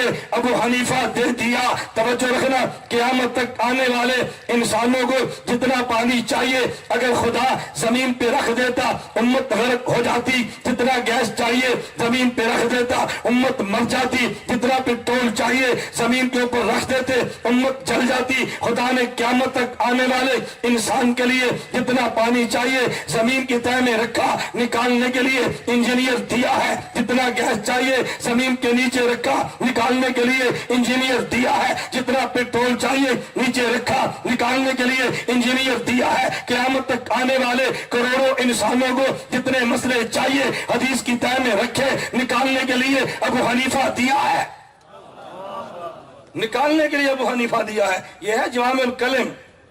میرا صرف جوامع الکلم پہ پورے گھنٹے کا بیان موجود ہے، آپ نیٹ پہ ذرا وزٹ تو کریں نا۔ میں تمہارے دماغ سے ذاکر نائک کھرچ نہ دوں، میرا میڈیا سن تو صحیح نا۔ یہ اس لیے دماغ میں ذاکر نائک بیٹھا ہے، اتنے دلائل ذاکر نائک دیتا ہے تو مجھے سناؤ اس کا بیان۔ نہ اس طرح وہ بول سکتا ہے، نہ اتنی زبانی گفتگو کر سکتا ہے، نہ زبانی دلائل دے سکتا ہے۔ یہ میڈیا کا جادو ناچا ہے۔ میں کبھی کہتا ہوں ذاکر نائک کی خوش قسمتی اس کو مرید اچھے ملے ہیں، میری بدقسمتی مجھے مرید نہیں مل رہے۔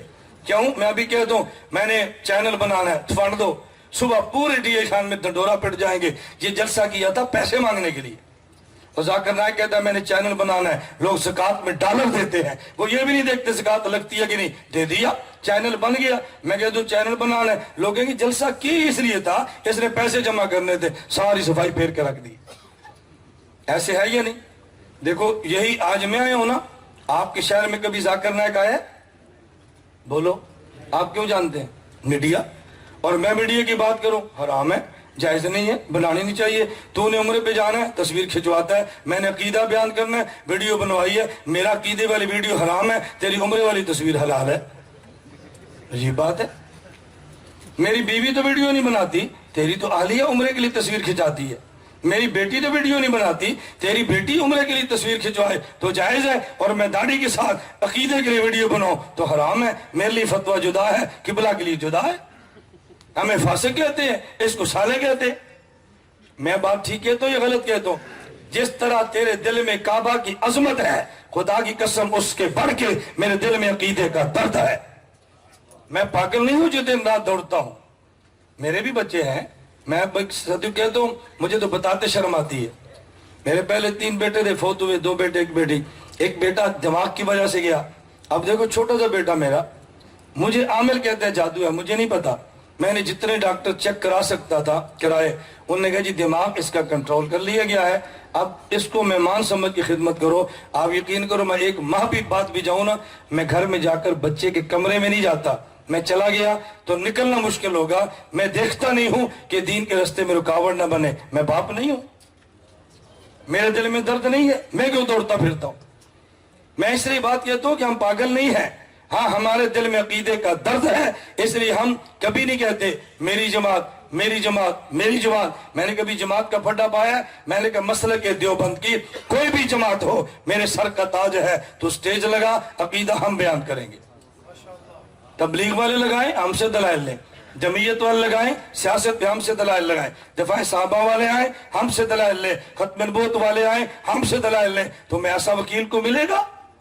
ہر بندہ کہتا نہیں میری جماعت کے جلسہ نہیں، میں نہیں آتا۔ میں کہتا ہوں مسلک دیوبند سارا میرا ہے، ہم سب پہ دلائل دینے کے لیے تیار ہیں، دینا چاہیے کہ نہیں؟ ہم امت کو توڑنے والے نہیں، امت کو جوڑنے والے ہیں۔ میں نے کہا امام صاحب کے کارنامے، ایک کارنامہ سمجھ آیا؟ یہ تو میں اشارے کر رہا ہوں، میں بات سمیٹتا ہوں۔ میرے امام کا دوسرا کارنامہ یہ ہے، حضرت امام نے اصول بھی دیے، مسائل بھی دیے۔ نمبر 3، امام اعظم ابو حنیفہ نے اس کے لیے افراد بھی تیار کیے، امام ابو یوسف، امام محمد، امام ظفر، امام حسن۔ توجہ، 40 رکنی کمیٹی امام ابو حنیفہ نے امت کو لکھ کے علوم بھی دیے ہیں، امت کی رہنمائی کے لیے امام ابو حنیفہ نے شاگرد بھی دیے ہیں۔ ممکن ہے تم میرے اس جملے کو بڑا سمجھو، لیکن میں کارگزاری کے طور پہ کہتا ہوں بحمد اللہ تعالی ہم نے اپنے اکابر کے علوم بھی دیے ہیں، ان علوم کو سٹیج پہ بیان کرنے کے لیے میں نے آپ کو اپنے شاگرد بھی دیے ہیں۔